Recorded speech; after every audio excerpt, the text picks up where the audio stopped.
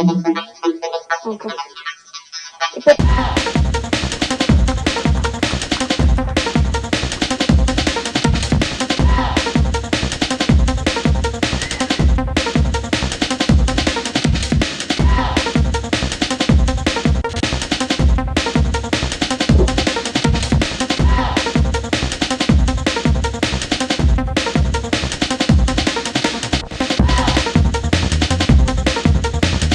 இயக்குனர் லேன் வடமொழி அவர்களுக்கு டான்ஸ் மாஸ்டர் ராதிகா விவசாயி அணிவித்தார்.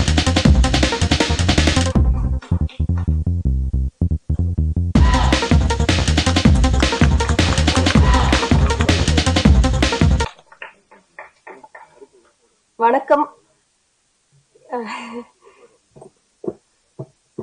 இந்த படம் வந்து ரொம்ப பெரிய யாரு போட்ட கூட வந்து மத்த ப்ரொடியூசர் எவ்வளவு ஈஸியா பண்ணாங்கிறது எனக்கு தெரியல.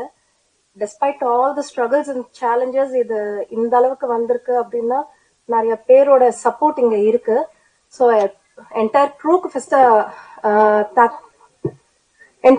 நான் ஃபர்ஸ்ட் தேங்க் பண்ணிக்கிறேன். And then special thanks to Kalaignar TV Sundaram sir and distributor sir. Without them இவ்வளவு தூரம் வந்திருக்காது. Editor, cameraman and then hero அண்ணா, இவங்க எல்லாரோட சப்போர்ட் ரொம்ப ஜாஸ்தியா இருந்தது லாஸ்ட் மந்த் வரைக்கும். ஷூட்டிங் டைம்ல வந்து சோமு சார் அண்ட் இன்னும் 2-3 ஃப்ரெண்ட்ஸ், இவங்க எல்லாருமே இல்லாம இவ்வளவு தூரம் வந்திருக்காது. ஸோ படத்தை பாருங்க, கொஞ்சம் கான்செப்ட் டிஃப்ரெண்டா இருந்தது. முடிஞ்சதுக்கு மேல I have put my effort. So support பண்ணுங்க. Thank you so much.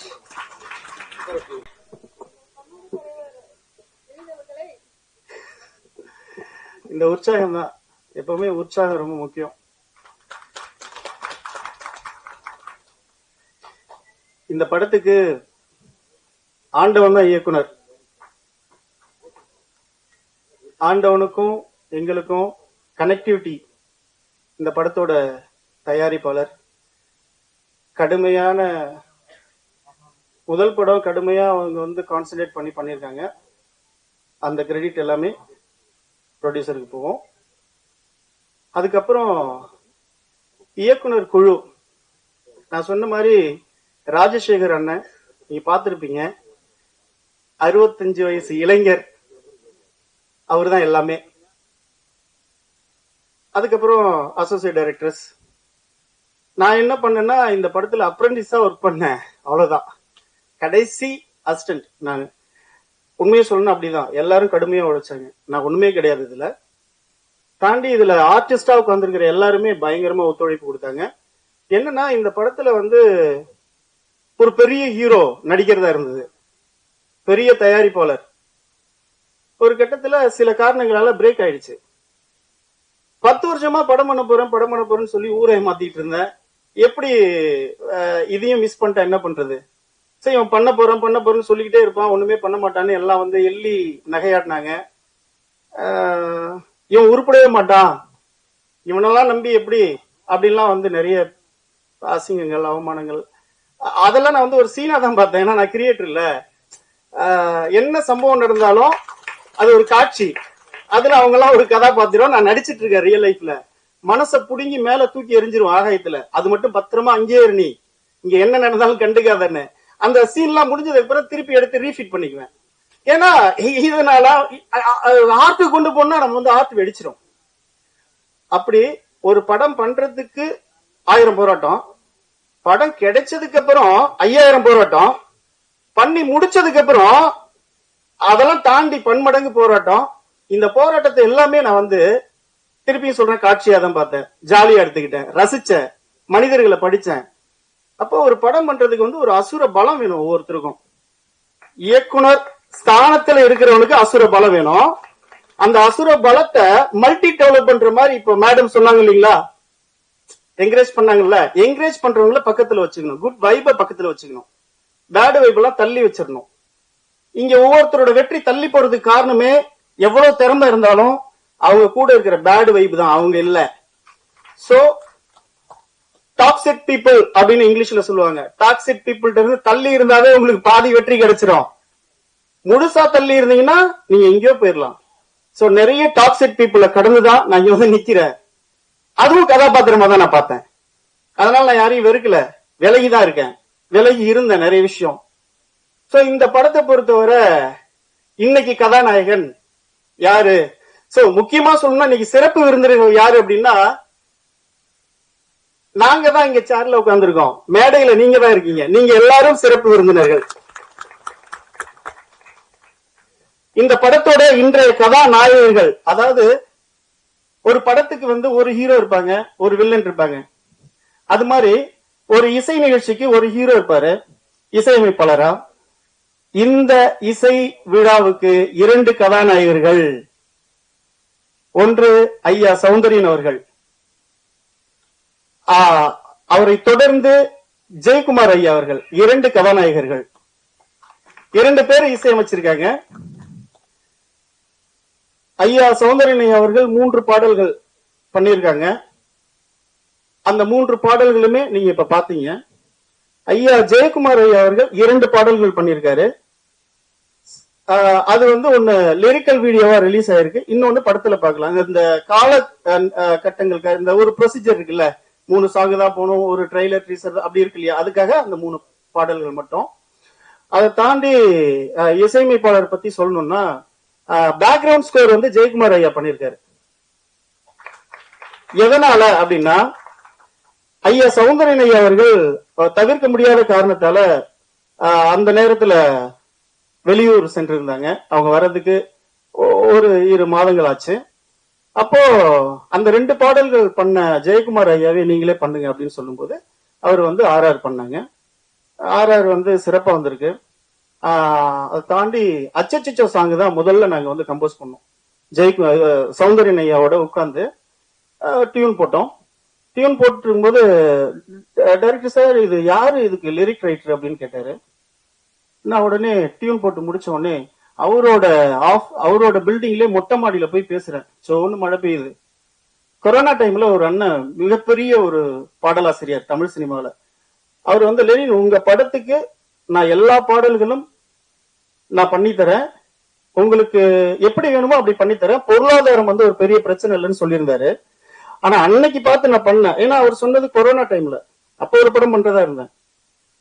அன்னைக்கு பேசும்போது லெனின், என்னோட பட்ஜெட் இதுதான் அப்படின்னு கட் அண்ட் ரைட்டா சொன்னாரு.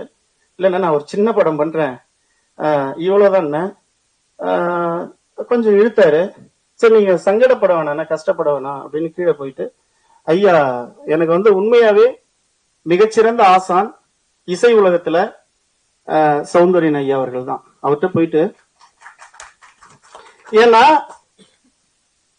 பாட்டு எழுதுறவங்க எல்லாம் பார்த்து நான் ரொம்ப ஆச்சரியப்படுவேன்.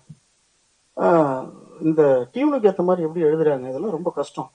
நான் முதுகலை தமிழ் இலக்கியம் படிச்சவன். இதுக்கு நான் 8ஆம் கிளாஸ் படிக்கும் போதுல இருந்து கவிதை எழுதுவேன். ஐயா கிட்ட போயிட்டு, ஐயா நானே எழுதட்டுமா, நீங்க கவிதை எல்லாம் எழுதுவீங்களா, எதை இங்க ஏதோ ஒண்ணு சொல்லுங்க. துளி கூட மழையில் நனையாமல் குடைபிடித்து நடந்து செல்கிறாள் என் இதயத்தை ஈரமாக்கிவிட்டு.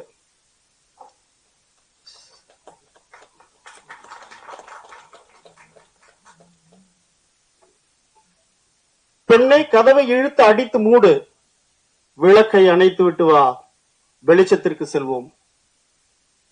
இந்த 2 கவிதை தான் சொன்னேன். உடனே ஒரு பேடு ஹார்மோனிய போட்டியில உட்கார்ந்து இருந்தாரு. இந்த கையால, இடது கையால அப்படி இந்த பேடை எடுத்து எழுதுங்க அப்படின்னாரு. அப்படிதான் எனக்கு இந்த பாடலாசிரியர் வாய்ப்பு கிடைச்சது.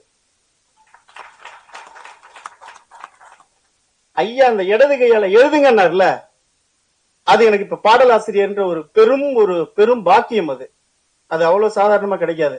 இப்ப உட்கார்ந்து நீங்க எழுதுங்க அப்படின்னு கரெக்ஷன் எல்லாம் பண்ணி, எங்க எப்படி எல்லாம் வரணும், ஒரு டியூனுக்கு எப்படி கவிதையை உட்கார வைக்கணும், லிரிக்ஸ அப்படிலாம் எனக்கு அன்னைக்கு முழுக்க பயிற்சி கொடுத்து அப்படி எழுதுனதுதான் இந்த அச்சச்சோ சாங்கு. எல்லா பாட்டுமே. அதை தாண்டி இப்போ எனக்கு பாடல் எழுதுறதுல அவ்வளோ ஒரு விருப்பமா எனக்கு இருக்கு. அதனால என்னோட கலை உலகத்துல நான் பாடலாசிரியராகவும் இருக்கேன்னா என்னோட குரு கடைசி வரையும் சௌந்தரியன் ஐயா பேரை தான் சொல்லும். அவரை பத்தி உங்களுக்கு தெரியும் நினைக்கிறேன். அவர் போட்ட முதல் இசை அமைத்த படம் சேரன் பாண்டியன். இன்னைக்கும் அதே இளமையோட அதே உற்சாகத்தோட பாட்டு போட்டு இன்னைக்கு பாடல்கள் வெற்றி அடைஞ்சிருக்குன்னா அது என்றும் இளமையா அவரோட சிந்தனையும் அவர் செயலும் இருக்கிறது தான். சின்னத்தங்கம் எந்த செல்லத்தங்கம் என் கண்ணு கலங்குது அப்படின்லாம் நீங்க கேட்டிருப்பீங்க இல்லையா? 8 மடிப்பு சேலை, அதோட இசையமைப்பாளர் தான் ஐயா அவர்கள். இப்ப நான் சொல்லிட்டு இருக்கிறது அரங்கத்துல இருக்கிறவங்களுக்கு இல்ல, பொதுமக்களுக்கு தெரியணும்ல, அதுக்காக சொல்லிட்டு இருக்கேன். அதை தாண்டி ஜெயக்குமார் ஐயா, ஐயா இசைஞானி, நான் பெருசா ஒரு ஒரு ஒரு இசையமைப்பாளருக்கு ஃபேன் அப்படின்னா சௌந்தரன் ஐயா என்னோட குரு. நான் ஒரு இசையமைப்பாளருக்கு ஃபேன் அப்படின்னா இளையராஜா ஐயா, இசை கடவுள். அவர்கிட்ட கடந்த 35 வருஷமா அவர் மேல உள்ள பற்றுல அவர் கூடவே அவர் சொல்ற அந்த இசை பணிகளை தொடர்ந்து பண்ணிட்டு இருக்கிறவர் தான் ஐயா இசையமைப்பாளர் ஜெயக்குமார் ஐயா அவர்கள். எல்லா விதத்திலையும் ஒத்துழைப்பு கொடுத்த 2 இசையமைப்பாளர், 2 கண்கள் இந்த பாடல்களுக்கும் இசைக்கும். அந்த 2 கண்களும் எந்த கண் வந்து பெரிய கண்ணு சின்ன கண் இல்ல, 2 கண்ணும் இருந்தாதான் அந்த முகமே அழகா இருக்கும். அப்படி 2 கண்களா வந்து உட்கார்ந்து இருக்கிற 2 கதாநாயகர்கள் இசையமைப்பாளர்களுக்கும் என்னோட ஆழ்ந்த நன்றியை தெரிவித்துக் கொள்கிறேன் இதயத்திலிருந்து.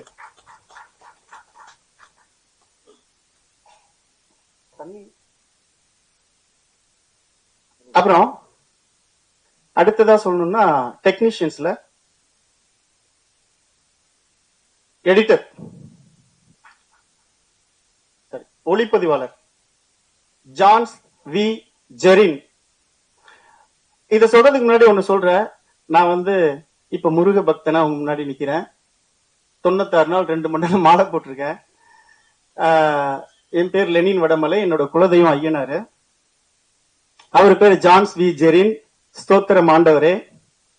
இந்த படத்தை முழு மூச்சோட முழு நம்பிக்கையோட ஒரு இதுவரையும் அவர் எவ்வளவு திரைப்படங்கள் வந்து ரிலீஸ் பண்ணியிருந்தாலும் அவ்வளவு ஒரு உற்சாகத்தோட இந்த படத்துக்கு செயல்பட்டு இருக்கிற ரிலீஸுக்கு செயல்பட்டு இருக்கிற ஜின்னா பாய் அவர்கள், ஸ்லாம் அலைக்கும் பாய், ஜின்னா பாய் அவர்கள் சொல்லும் புரியும் நினைக்கிறேன். நாங்க எவ்வளவு ஒற்றுமையா இருக்கோம்.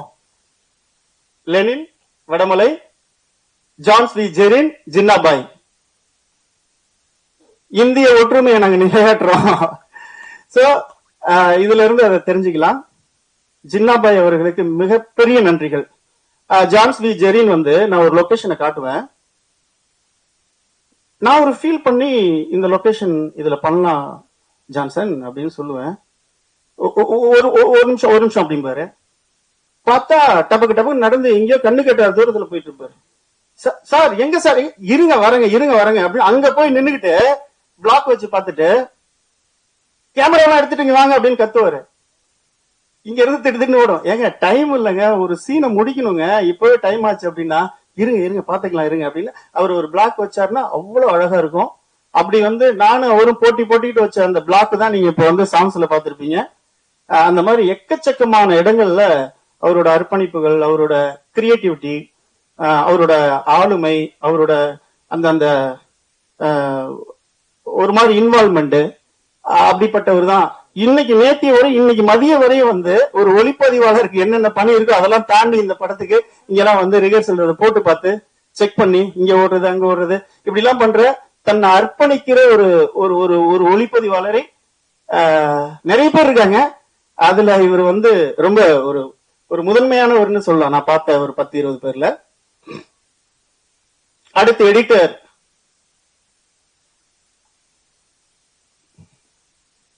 தண்ணி வந்துருச்சு, மழை எல்லாம் பேஞ்சு. ஏன்னா நீங்க உங்களுக்கு பட போஸ்டர் ஃப்ரெஷ்ஷா பாக்குறீங்க அப்படிதான் தெரியும். இது வந்து எத்தனை மாசங்கள் இது வேலை நடந்துட்டு இருக்கு அப்படின்றது வந்து இதுல அனுபவப்படுறவங்களுக்கு தான் தெரியும். போஸ்டர் ஃப்ரெஷ்ஷா தான் நீங்க பாப்பீங்க. அதுக்கு பின்னாடி வந்து எவ்வளவு காலங்கள் எவ்வளவு பயணங்கள் அப்படின்லாம் தெரியாது இல்லையா? ஒரு மழை வெள்ளத்துல தண்ணி வந்துருச்சு. இவரோட இது கிரவுண்ட் ஃப்ளோர். பார்த்தா இவர் ஊருக்கும் போயிட்டாரு. தண்ணி உள்ள பூந்துருச்சு. கரெக்டா ஒரு ஃப்ளோர் இருக்கு, அந்த ஃப்ளோருக்கு ஒரு நூலு கீழே வரையும் தண்ணி இருக்கு. வந்து பார்த்து பதறி அடிச்சு பார்த்தாருன்னா கரெக்டா அந்த கோடு வரையும் தண்ணி இருக்கு. எப்படி இருக்கும் ஒரு எடிட்டருக்கு? அண்ணா தப்பிச்சிட்டோம்னா அப்படின்னு. அதை தாண்டி அந்த ஹார்ட் டிஸ்க் எல்லாம் இத்தனை மாதங்கள் பாதுகாத்து, ஏன்னா பொத்துன்னு ஒரு 6 மாசம் ஏதோ ஒரு காரணத்துக்காக அது அப்படியே கிடப்புல கிடக்கும். எப்ப எப்ப எப்ப எப்ப நம்ம கிட்ட நச்சரிப்பாங்க, படம் எப்ப சார் ரிலீஸ் ஆகுது, எப்ப சார் ஆடியோஸ், எப்ப சார் இது அது அப்படின்னு கேட்கும். அதுக்கு பதில் சொல்றதுக்கே நம்மளால முடியாது. சோ அதை எத்தனை மாதங்கள் ஆனாலும் எவ்வளவு நாட்கள் ஆனாலும் அதை ஒரு குழந்தைய பாதுகாக்கிற மாதிரி பாதுகாத்து செதுக்கி செதுக்கி செதுக்கி செதுக்கி அதை கொண்டு வந்த இப்படி ஒரு எடிட்டர் எல்லாம் போச்சுன்னா போச்சு, கரெக்ட் ஆயிடுச்சுன்னா கரெக்ட் ஆயிடுச்சுருவாங்க, சாரி சார்ன்றுவாங்க. அதெல்லாம் தாண்டி அவர் அதை பாதுகாத்து இன்னைக்கு ஒரு விஷயமா வந்திருக்குன்னா அது என்னோட அன்பு தம்பி ஸ்ரீராம். அவரை பார்க்கும் போதெல்லாம் ஜெய் ஸ்ரீராம் அப்படின்னு சொல்லுவேன். ஒரு மிகச்சிறந்த எடிட்டர், அவர் மிகப்பெரிய இடத்தை தொடுவார் அப்படின்னு நம்புறேன். ஒளிப்பதிவாளரும் பெரிய ஒரு இடத்துக்கு போவாரு. இசையமைப்பாளர் பத்தி சொல்லியாச்சு, கேமராமேன் பத்தி சொல்லியாச்சு, எடிட்டரை பத்தி சொல்லியாச்சு, டெக்னீஷியன்ஸ் பத்தி சொல்லணும்னா இவங்க தான் மெயின். இதை தாண்டி எல்லா டெக்னீஷியன்ஸும் ரொம்ப இன்வால்வ்மெண்டோட ஒர்க் பண்ணாங்க. அப்புறம் அண்ணன் சேகரனை பத்தி சொல்லியாச்சு. இதை தாண்டி சொல்ல அது தெரியும், டெக்னீஷியன் தான் சொல்லிருக்கீங்க, டெக்னிக்கலான டெக்னீஷியன்ஸ். அதை தாண்டி இந்த படத்துக்கு கொரியோகிராஃபி பண்ணது தீனா மாஸ்டர். ஃபர்ஸ்ட் நான் சாங்ல தான் ஸ்டார்ட் பண்ணேன். அந்த மலைக்கு கூட்டு போய் லட்சுமி நரசிம்மர் 600 ஆண்டுகள் பழமையான ஒரு கோயில் இருக்கு, நம்ம முன்னோர்கள் கட்டின கோயில். வச்ச முதல் ஷாட்டே லட்சுமி நரசிம்மருக்கு தான். அது அந்த பொத்தான அமைக்கி தேங்கி வச்சது இந்த படத்தோட ராசியான கலைநயமான முகம் நம்ம படத்தின் கதாநாயகன் பிரபாகரன் அவர்கள், கதையின் நாயகன். அவரு அந்த விரலால என்ன அமுக்குங்க அமுக்குங்கன்னாங்க. இருக்க என்னை விட ராசியான ஒருத்தர் இருக்காரு, நான் அவரை கூப்பிடுறேன். ஏன்னா இந்த படத்தில் நடிக்க இருந்த ஹீரோ ஒரு பெரிய ஹீரோன்னு சொன்னல, எனக்கு ஒரு வெறி. நான் சொன்னேன், தலைவா நீங்க தான் ஹீரோ. தலைவா இருக்க, தலைவா என்ன போய் ஹீரோன்றீங்க, நீங்க வாங்க, எப்படி நடக்கிறீங்க, எப்படி சிரிக்கிறீங்க, எப்படி உட்கார்றீங்க, எப்படி எந்திரிக்கிறீங்களோ அதை மட்டும் பண்ணுங்க. நான் சொல்லித்தர டயலாக உங்க ஸ்டைல்ல சொல்லுங்க. நான் மத்தபடி ஷார்ட்டா தான் எடுப்போம், கஷ்டம் இருக்காதுன்னு சொன்னோம். என்னமோ சொல்றீங்க, எனக்கு தெரியல. எல்லாம் தெரிஞ்ச ஒருத்தரை கதாநாயகன் ஆக்குறது பெரிய விஷயம் இல்லைன்னு நினைக்கிறேன். எதுவுமே தெரியாத ஒருத்தரை கதாநாயகனா ஆக்கி இருக்கேன்னா அந்த வல்லமையை எனக்கு கொடுத்த கடவுளுக்கு நன்றி. அவரு சாதாரணமா ஆள்ல, அவரு சினிமாவில 10-15 ஆண்டு காலமா பயணிச்சுட்டு இருக்காரு, டிஸ்ட்ரிபியூஷன் பண்ணிருக்காரு. தலைநகரம் 2ன்ற ஒரு படத்தை தயாரிச்சிருக்காரு. அதுல எங்க அண்ணன் VZ துரையண்ணன் அதை இயக்கியிருக்காங்க. VZ துரையண்ணனுக்கு நான் மிகப்பெரிய ஃபேன். தொட்டி ஜெயா, முகவரிக்கலாம், அப்படி ஒரு படத்தெல்லாம் பார்க்கவே முடியாது. அப்படி ஒரு மிகச்சிறந்த ஒரு படைப்பாளர் அண்ணன் அவர்கள், துரையண்ணன் அவர்கள். சோ அந்த படம் எல்லாம் தயாரிச்சு டிஸ்ட்ரிபியூஷன் பண்ணிட்டு தான் இன்னைக்கு அவர் ஹீரோ நடிச்சிருக்காரு. ஆனா ஹீரோ நடிக்கிற அவருக்கு ஐடியாவே இல்ல. நான் ரெக்வஸ்ட் பண்ணி கேட்டேன், தலைவா ஹீரோ கிட்ட போனா அது இதுன்றாங்க, எத்தனை படம் பண்ணிருக்கீங்க, எத்தனை படம் ஒர்க் பண்ணிருக்கீங்க கேட்டேன். எவ்வளவு பட்ஜெட் கேக்குறாங்க, படம் பண்றது நான் எப்படியாவது வெளியில வந்துடுறேன், நீங்க நடிங்க, நீங்க நடிக்கணும் அப்படின்னு சொல்லி என்னோட அன்புக்கு ஒத்துழைப்பு கொடுத்து கதாநாயகனா நடிச்ச அந்த ஒரு மாபெரும் உள்ளத்துக்கு என்னோட பாராட்டுகளும் நன்றிகளும். இப்ப என்னன்னா அவர் எதையோ தேடி ஓடிட்டு இருக்காரு. டப்பு டப்புன்னு ஒரு 10 படம் அவர் கமிட் பண்ணுவாங்க பாருங்களேன். அன்னைக்கு திருப்பி நானே நடிக்க கூப்பிட்டாலும் அவர் வரமாட்டாரு. அவ்வளவு அற்புதமா நடிச்சிருக்காரு இந்த படத்துல. மிக பிரமாதமா யதார்த்தமா ஒவ்வொரு ஊர்லயும் ஒவ்வொரு பள்ளிக்கூடத்துலயும் ஒரு வாத்தியார் இருப்பாங்க, மனசுக்கு பிடிச்ச ஸ்டூடெண்ட்ஸுக்கு பிடிச்ச வாத்தியார் இருப்பாங்க. அதே மாதிரி எல்லாரும் இப்போ ஒரு திரையரங்கம் அப்படின்னா அதான் பிளாக் போர்டுன்னு நினைச்சீங்களேன். அதுல வாத்தியாரே அவர் வருவாரு, ஸ்கூல் சப்ஜெக்ட் வர எல்லாரும் ஸ்டூடெண்ட், கண்டிப்பா இந்த வாத்தியார் எல்லாம் நேசிக்க ஆரம்பிச்சிருவாங்க. அப்படி ஒரு அற்புதமான ஆசிரியரா பயணிச்சிருக்காரு. வாழ்த்துக்கள். டான்ஸ் மாஸ்டர் ஆரம்பிச்சு ஹீரோட்ட போய் நிக்குது. தீனா மாஸ்டர் ரொம்ப அழகா பிரமாதமா ஒரு 3 நாள் அந்த அச்சச்சோ சாங் பார்த்திருப்பீங்க, அந்த லிரிக்ஸுக்கு ஏத்த மாதிரி ரொம்ப பிரமாதமா விஷுவலைஸ் பண்ணி கொடுத்தாங்க. அவரு நிறைய படங்கள் பண்ணியிருக்காரு. அவரும் அவரை போன்று ராதிகா மாஸ்டர், அவரு கூட தீனா மாஸ்டர் எல்லாம் ஒர்க் பண்ணிருக்காங்க. ராதிகா மாஸ்டர் கிட்ட நான் கொடுத்துட்டேன், மாஸ்டர் நான் ஸ்பாட்டுக்கு வரமாட்டேன், நீங்க என்னமோ பண்ணுங்க சார், நீங்க விடுங்க சார் நான் பாத்துக்கிறேன்னு அவங்கள ஒரு வழி பண்ணிட்டாங்க 2 பேரும், ஹீரோயினையும். சோ ராதிகா மாஸ்டர் ரொம்ப அவங்களும் அப்படிதான். கேமராமேன் தான் பிளாக் வைப்பாருன்னா, நீங்க என்ன பிளாக் வைக்கிறீங்க, நான் வைக்கிறேன் பாருங்க பிளாக், இங்க வாங்க கேமரா எடுத்துட்டு வாங்கன்னு கேமராமேனை இவங்களுக்கு அசிஸ்டன்ட் ஆக்கிட்டாங்க. சோ அந்த அளவுக்கு அசன்னா நான் அன்பா இல்ல சார் இப்படி பண்ணா நல்லா இருக்கும் சார், இங்க வாங்க சார் பாருங்களேன் அப்படின்னு சொல்லி அவ்வளவு அற்புதமா வந்து பண்ணிருக்காங்க. இன்னொருத்தர் சிவாஜி மாஸ்டர் வரல, அவருக்கும் பெரிய தேங்க்ஸ். சின்ன பசங்க சாங் அவர் தான் எடுத்தாரு. அவர் நடிகை பிந்து கோஷ் அவர்களோட பையன் அந்த சின்ன பசங்க சாங் எடுத்தது. அவருக்கும் என்னோட நன்றிகள். ஆமா அது வரேங்க இதுங்க, ஒவ்வொரு இதா தானே போக முடியும். ஸ்பீடா வண்டி ஓட்டோம்னா முட்டி மோதி விழுந்துருவோம். என்ன நடக்குது இது என்னன்னா, ஒரு ஃபைட்டை வந்து நான் கேன்சல் பண்ணிட்டேன். எனக்கு அது உடன்பாடு இல்ல, ரொம்ப அங்க அவசர நிலை இப்படி எல்லாம் இருந்துச்சு. நான் சௌந்தரன் ஐயா கிட்ட வந்து போன் பண்ணி, ஐயா இந்த மாதிரி ஃபைட்டு கன்ஃபியூஷனா இருக்கு, எடுக்கலாமா வேணாமா அப்படின்னு ஐயா கிட்ட கேட்டேன். ஏன் ஏன் வேணாம்? இல்ல பட்ஜெட் இல்ல, அதெல்லாம் ஒண்ணும் இல்ல நீங்க எடுங்க அப்படின்னு சௌந்தரன் ஐயா. ஐயா ஐயா சௌந்தரன் ஐயா பத்தி தான் சொல்லிட்டு இருக்கேன். ஐயா ஐயா வந்து என்ன பண்ணாங்க, மிரட்டல் செல்வா மாஸ்டர் வந்து எனக்கு ரொம்ப வருஷமா நல்லா தெரியும் ஃப்ரெண்டு. ஆனா அந்த நேரத்துல எனக்கு மறந்துருச்சு.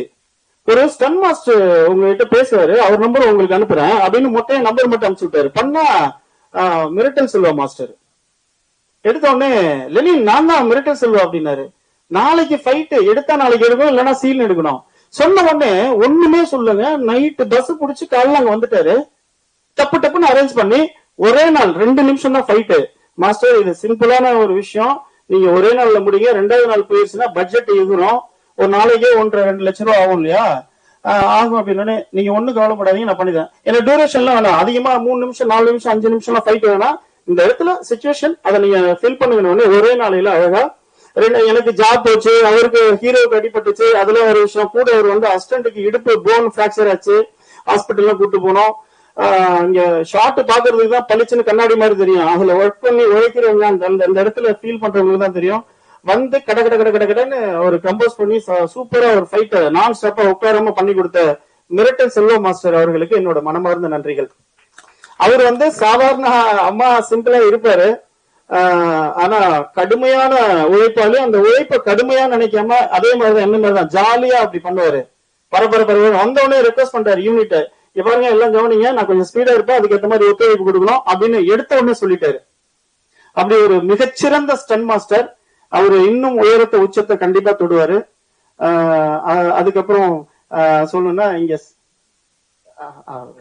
வர இப்போ இந்த சின்ன பசங்க பாட்டு நீங்க பாத்திருப்பீங்க, அதுல நடிச்சவரு அந்த ஸ்கூல் வாதியாரு ஹீரோ. டீச்சர் வந்து நம்ம அந்த பாருங்க பளிச்சுன்னு வெளிச்சம் அடிக்கும் பாருங்க ஸ்டேஜ்லயே ஒரு இடத்த மட்டும் மேடம் மெகாலி. ஆமா உண்மையாவே வந்து இவங்க எனக்கு இந்த படத்துக்கு அமைவாங்கன்னு எனக்கு சத்தியமா தெரியாது. ஏன்னா நான் ஒரு போட்டோ மட்டும் பார்த்து ஒரு ஹீரோயினை சூஸ் பண்ணி வச்சிருந்தேன். அந்த பொண்ணு ஆபீஸுக்கு நேர்ல வர சொல்றேன், ஒரு மதியம் ஒரு 12 மணி. நாளைக்கு ஷூட்டிங், இன்னைக்கு நைட்டு கிளம்பி போய் மறுநாள் ஷூட்டிங். ஏதோ நல்ல நாள்லாம் பார்த்து எல்லாம் சொன்னாங்க டீம்ல. அந்த பொண்ணு நேர்ல வந்துச்சுன்னா 6-7 வருஷத்துக்கு முன்னாடி எடுத்த போட்டோ அமைச்சிருக்கு போல இருக்கு. இவன் வந்து கொடுத்தவனும் என்ன நம்ப வச்சுட்டான். சரி நல்லா இருக்குப்பா, இது ஓகே பண்ணிருப்பா, அவசரத்துல எங்க தேட முடியாது, இப்படி கிடைக்காது அப்படின்ட்டேன். அது வந்துச்சுன்னா நேர்ல பார்த்து கொஞ்சம் நான் அப்செட் ஆயிட்டேன். என்ன நான் ஷூட்டிங் ஒரு 1 வீக் தள்ளி போடலாம் அப்படின்னு சொல்லி எல்லாத்தையும் ரெக்வஸ்ட் பண்ணேன். அப்ப முடியவே முடியாது, நாளைக்கு ஷூட்டிங் ஸ்டார்ட் பண்ணோம். எப்படி ஹீரோயின் இல்லாம ஷூட்டிங் ஸ்டார்ட் பண்றது? நான் ஷெட்யூல்ல வந்து ஃபர்ஸ்ட் சாங் போட்டு வச்சிருக்கேன். கொரியோகிராஃபர் எல்லாருக்கும் வந்து இன்ஃபார்ம் பண்ணியாச்சு. தீனா மாஸ்டர் கால் பண்ணி, மாஸ்டர் இவங்க எல்லாம் ரெடி ஆயிட்டு இருக்காங்க, ஷூட்டிங் கேன்சல் ஆகுற மாதிரி இருக்கு மாஸ்டர், 1 வீக் தள்ளி. ஏங்க படம் பண்றீங்க, எல்லாரும் கட்டி இழுத்துட்டு உங்களை போறாங்க, நீங்க தள்ளி. மாஸ்டர் நான் தயாரா இருக்கணும்ல, எதுவுமே இல்லாம வெறும் கேமரா தூக்கிட்டு போய் என்ன பண்றது, ஹீரோயின் இல்லைன்னு இருங்க அப்படின்னு சொல்லி இவங்க போட்டோ அமைச்சாரு. தீனா மாஸ்டர் மெகாலி மீனாட்சியோட போட்டோ அமைச்சாரு. பார்த்துட்டு மாஸ்டர் ஓகே மாஸ்டர், இப்ப நாளைக்கு ஷூட்டிங் ஆச்சு, இருங்க நான் உங்ககிட்ட பேசிட்டு வரேன் சொல்லி அடுத்த 1 ஹவர்ல எங்க எங்க எங்க லொகேஷன் அப்படின்னு கேட்டாங்க. நான் லொகேஷன் அனுப்பிச்சிட்டேன். இங்கே நான் வந்துச்சு, இங்கே வந்துச்சு. பால்கனில இருந்து எட்டி பார்த்தேன், போன் பேசிட்டு டோர் ஓபன் பண்ணி இறங்கி டம்முன்னு அடிச்சுட்டு இப்படி திரும்பினாங்க. ஆஹா கடவுளுக்கு நன்றிடா சாமி, வந்துட்டாங்க, கரெக்டா இருக்கு. பார்த்தா அந்த டீச்சர் கேரக்டர்னு சொல்லி ரொம்ப சந்தோஷமாயிருச்சு. பட்டுன்னு அப்ப அவங்களுக்கு ஒரு சம்பளம் பேசி 5 மணிக்கு அக்ரிமெண்ட்ல சைன் பண்றாங்க. 8-9 மணிக்கு கிருஷ்ணகிரி கிளம்புறோம். போற வழியெல்லாம் பயங்கர மழை. கிருஷ்ணகிரியில இறங்கி ஹோட்டல்ல போய் மழை அடி நொறுக்குது. வைப்பர் எல்லாம் பிச்சுக்கிட்டு போகுது. வைப்பரை மழை அடிச்சு உடைக்குது, காரோட வைப்பரை. போய் ஹோட்டல்ல எல்லாம் ஸ்டே பண்றாங்க. சரி, ஒரு 2 மணி நேரம் 3 மணி நேரத்துல மழை 8 மணி வரையும் அடிக்குது. ஒரு வழியா ஒரு 8-9 மணிக்கு மழை விட்டுச்சு. சரி, எவ்வளவு நேரம் ஆனாலும் நீ ஃபர்ஸ்ட் டே ஷூட் ஸ்டார்ட் பண்ணின்னு நேரா போனோம். மலையில அந்த லட்சுமி நரசிம்மர் அவர்களுக்கு அந்த ஒரு ஷாட்டை வச்சு, அதுக்கு காரணம் என்னோட ஆருயிர் நண்பர் சோமு அவர்கள். அவருதான் இந்த நீங்க பார்த்த இந்த அழகிய லொகேஷன்ஸ் குறிஞ்சிப்பட்டின்னு ஊர்ல அதை சுத்தி எடுத்ததான். அந்த லொகேஷனுக்கு சொந்தக்காரரே அவருதான். சார் நீங்க வாங்க சார், கேமரா எங்க வேணாலும் வைங்க சார், எவன் வர நான் பாத்துடலான்னு. நான் சொல்றேன், 5 காசு லொகேஷனுக்கு அந்த 33 நாள் ஷூட் பண்ணோம். 5 காசு எங்க செலவு பண்ண ஒரு உள்ள. ஒரே ஒரு ஏழை தாய், ஒரு குடிசை வீடு, ஒரு குடிசை வீடு மாதிரி இல்ல, ஒரு ஓட்டு வீடு இல்ல, அந்த வீட்டுல ஷூட் பண்ணும்போது மட்டும் அவங்களுக்கு ஒரு 1000 ரூபாய் மட்டும் கொடுத்தோம்னு நினைக்கிறேன். இல்ல 1000 ரூபாய் கொடுத்தோம். 1000 ரூபாய் தாங்க 33 நாள் ஷூட்டிங்ல எனக்கு லொகேஷனுக்கு செலவானது. அதுக்கு காரணம் அந்த மாமனிதர் சோமசுந்தரம். இவரு எப்படி தெரியுமா, எனக்கு ஒரு டீ கடையில போயிட்டு டீ சாப்பிட்டுக்கிட்டு திரும்புறேன். லொகேஷன் சும்மா அந்த ஏரியாவை பார்த்துட்டு வரலான்னு பெல் பாஸ்கர்னு ஒரு அண்ணன் மூலமா அந்த ஊருக்கு போறேன். அங்க வந்து கோல்டன் சுரேஷ் அப்படின்னு ஒருத்தருக்கு கதை சொல்ல அவர் என்ன கூப்பிட்டு போறாரு. அவர் வந்து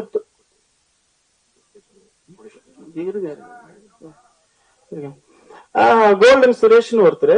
அவரை சந்திச்ச உடனே ஒரு 5000 ரூபாய் அட்வான்ஸ் எடுத்து கொடுத்து அந்த மலை அடிவாரத்துல ஒரு கெஸ்ட் ஹவுஸ் கொடுத்து இங்க நீங்க கதையை டெவலப் பண்ணுங்கன்ட்டாரு.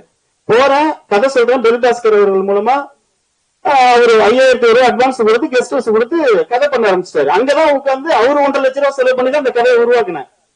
அப்படி பண்ணிட்டு இருக்கும்போது அந்த ஊர்ல அந்த கிராமத்துல அந்த டீ கடைக்கு போய் டீ சாப்பிடும் போது திரும்பி பார்த்தோம்னா ஒரு பேனர் போட்டு இருந்துச்சு. அந்த பேனர்ல வந்து கவுன்சிலர் சோமசுந்தரம் கவுன்சிலர் போட்டு இருந்துச்சு.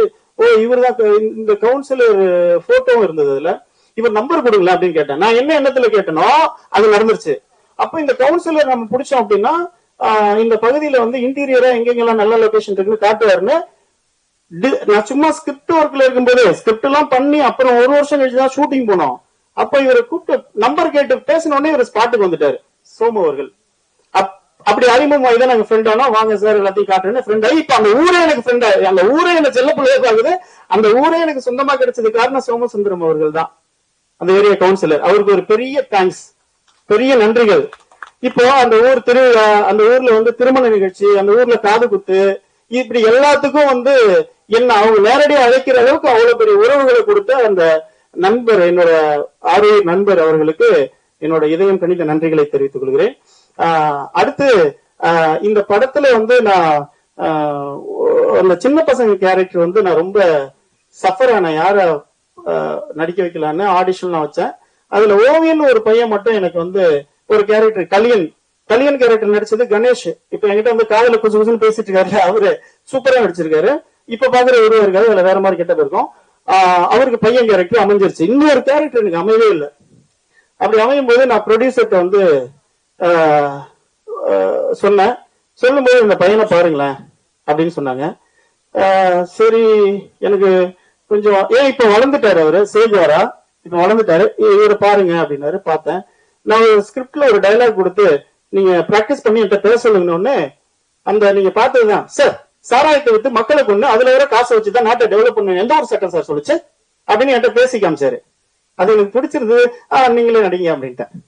மேடம் சொல்லி அந்த பையனை நடிக்க வச்சிட்டேன், தம்பியவே நடிக்க வச்சிட்டேன். இப்படிதான் எனக்கு ஈஸியா எனக்கு ஒரு கேரக்டர் வந்து ஒரு ஆர்டிஸ்ட கொடுத்தது ப்ரொடியூசர் தான் எனக்கு பெரிய நன்றி சொல்லணும். அவங்க டாக்டர் வினிதா கோவிந்தராஜன், அவங்க வந்து ஒரு மிகச்சிறந்த டாக்டர், பிசியோதெரபிஸ்ட். ரித்திக் ரோஷன்லாம் அவங்களோட கிளைண்ட். அந்த அளவுக்கு ஒரு பிரசித்தி பெற்ற ஒரு மருத்துவர். ரொம்ப டெடிகேஷனு, ரொம்ப இறக்க குணம். தான் நலன்ல கூட அக்கறை காட்ட மாட்டாங்க. ஆனா மத்தவங்க நலன்ல விழுந்து ஹெல்ப் பண்ணுவாங்க. அடிக்கடி பிளட் டொனேட் பண்றது, பிளட் நம்ம எல்லாம் பிளட் டொனேட் தான் பண்ணுவோம். அவங்க பிளட் செல்ஸ் எல்லாம் போய் கொடுத்துட்டு வருவாங்க அப்போலோ ஹாஸ்பிட்டல்ல.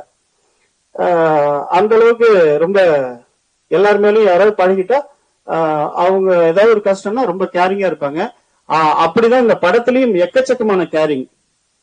ஒவ்வொருத்தையும் ப்ரொடியூசர்னு பார்க்காம அவங்களே போன் பண்ணி எல்லாத்தையும் கண்டக்ட் பண்ணுவாங்க. நான் கொஞ்சம் லூஸ்ல விட்டா கூட அவங்க கரெக்டா அதை நெருக்கி பிடிச்சு அந்த ஒர்க்கை வாங்கி இந்த அளவுக்கு இந்த படம் வந்து இவ்வளவு துரிதமா இந்த இசையில வெளியீட்டு விழா இன்னைக்கு நடந்துட்டு இருக்கு சொல்லியிருக்காங்க. ரொம்ப நாள் ஃபாலோ அப்ல இருந்திருக்காங்க. அப்ப சுந்தர் சாரு ஒரு பொண்ணா இவ்வளவு போராடிட்டு இருக்காங்களே, இது எப்ப ரிலீஸ் அப்படின்னு கேட்டப்போ இல்ல கொஞ்சம்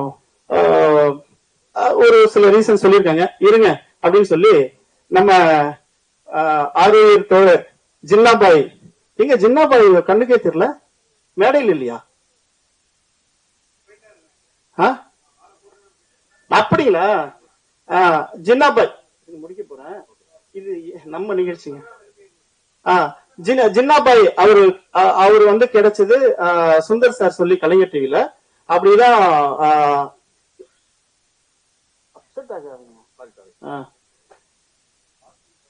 நான் முடிக்க 2 நிமிஷத்துக்கு முன்னாடி, நான் ஒரு 2 நிமிஷத்துல முடிக்க போறேன்னா முன்னாடியே சொல்லி டிஸ்டர்ப் பண்ணாதீங்க. அப்படி ஒரு அழகான ஒரு மனிதர், மாமனிதர் ஜின்னாபாய் இந்த படத்துக்கு கிடைச்சிருக்காரு. ரொம்ப டெடிகேஷனா ஒர்க் பண்றாரு. அவருக்கு மிகப்பெரிய தேங்க்ஸ். ஹீரோயின் ரொம்ப நல்லா ஹார்ட் ஒர்க் பண்ணிருக்காங்க.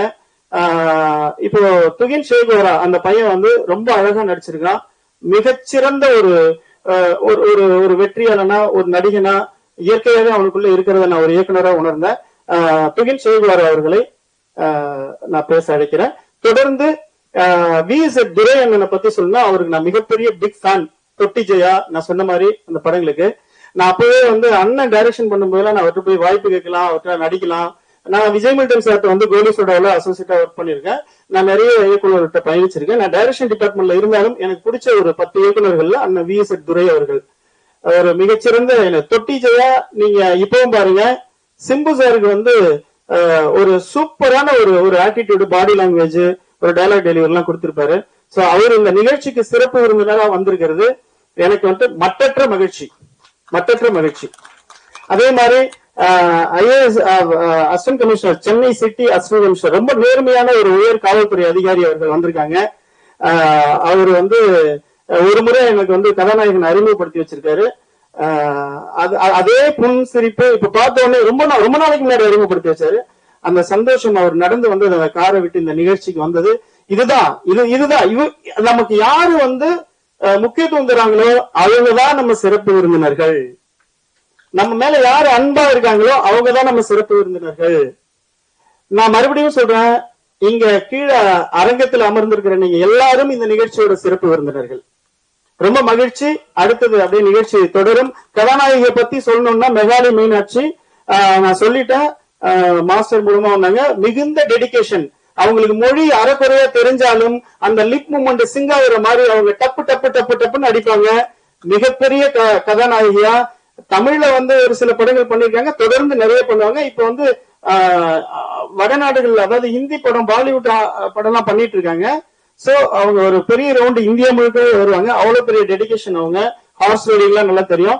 என்ன ஒண்ணு, ஹார்ஸ் ரைடிங் எல்லாம் தெரியும், ஆனா ஸ்கூட்டர் தான் ஓட்ட தெரியாம பின்னாடி ஒளிஞ்சு அந்த வண்டியை தள்ளிட்டு போற மாதிரி ஷார்ட் எடுத்து எங்களுக்கு தான் தெரியும். ஹார்ஸ் ரைடிங்கே தெரியுது, ஸ்கூட்டர் ஓட்ட தெரியலையா அப்படின்னு எனக்கு ரொம்ப கஷ்டமா இருந்துச்சு. மற்றபடி ஐ எம் சோ ஹாப்பி. உங்க எல்லாம் சந்திச்சது எனக்கு ரொம்ப சந்தோஷம். இன்னொரு விஷயம் என்னன்னா, இந்த படம் என்ன சொல்ல வருது அப்படின்னு நான் சொல்லிடுறேன். நெல்மணிகள், அதாவது துப்பார்க்கு துப்பாய, துப்பாக்கி துப்பார்க்கு துப்பாய தூவும் மழை அப்படின்னு ஒரு திருக்குறள் கேள்விப்பட்டிருப்பீங்க. மழை வந்து தாகத்தை மட்டும் தீக்காது, தானியத்தை விளைவிக்குது, பல வகையில பயன்படுது. மனிதர்களுக்கு மட்டும் இல்ல, எல்லா உயிர்களுக்கும் பயன்படுது. அந்த மழை மாதிரிதான் நம்ம எல்லாரும் இருக்கணும். காத்து எல்லாருக்கும் பயன்படுது, எல்லா விதத்திலையும் பயன்படுது, எல்லா உயிருக்கும் பயன்படுது. அந்த காத்து மாதிரி தான் இருக்கணும். வெளிச்சம் இவங்களுக்கு அவங்களுக்கு மாத்தி மாத்தி அடிக்கிறது இல்ல, டிம் ஆகிறது இல்ல, பளிச்சுன்னு அடிக்கிறது இல்ல, ஒவ்வொருத்தர் ஏற்றத்தாழ்வு பாக்குறது இல்ல, எல்லாருக்கும் ஒரே வெளிச்சம் தான். பூமி எல்லாருக்கும் எல்லா உயிருக்கும் சேர்ந்துதான் சுத்துது. சோ பஞ்சபூதங்களும் பொதுவா இருக்கும் போது பஞ்சபூதத்தை உள்ளடக்கிய 6 அடி உள்ள மனுஷன் நம்ம எப்படி இருக்கணும்? நிரந்தரமான உலகத்துக்கே ஆனவன் இல்ல, நிரந்தரம் இல்லாத 6 அடி உருவம் வச்சுக்கிட்டு, உயிரி உடம்பு ரத்தத்தையும் செயலி வச்சுக்கிட்டு, செத்தா மண்ணுல மக்கி போற உருவத்தை வச்சுக்கிட்டு நம்ம கௌரவமோ ஆணவமோ அகங்காரமோ ஏற்றத்தாழ்வோ பார்க்க கூடாது அப்படின்றது அந்த படத்தோட.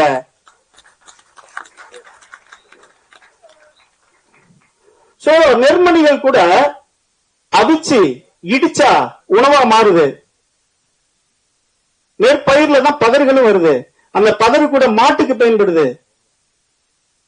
மனித பதர்கள் மாதிரி இருக்கிற மனிதர்கள் நாட்டுக்கு பயன்பட மாட்டாங்க. மாட்டுக்கு மட்டும் இல்ல, நாட்டுக்கு கூட பயன்பட மாட்டாங்க. அதனால பதர் மாதிரி இல்லாம நெற்மணிகள் மாதிரி அழகா எல்லாருக்கும் பயன்படுற பழுமரத்தை மாதிரி, காத்து மாதிரி, நீர் மாதிரி, நிலம் மாதிரி, ஆகாயம் மாதிரி, பரிசுத்தமான இந்த இயற்கை பிரபஞ்சம் மாதிரி மனிதர்கள் எல்லாரும் ஒற்றுமையா இருக்கணும். பஞ்சபூதத்துல ஒண்ணு போச்சுன்னா கூட உசுறு போயிருந்து செத்து போயிட்டாங்க, 4 மணி நேரம் கழிச்சு 4 தூக்கி புதையிடான்றாங்க.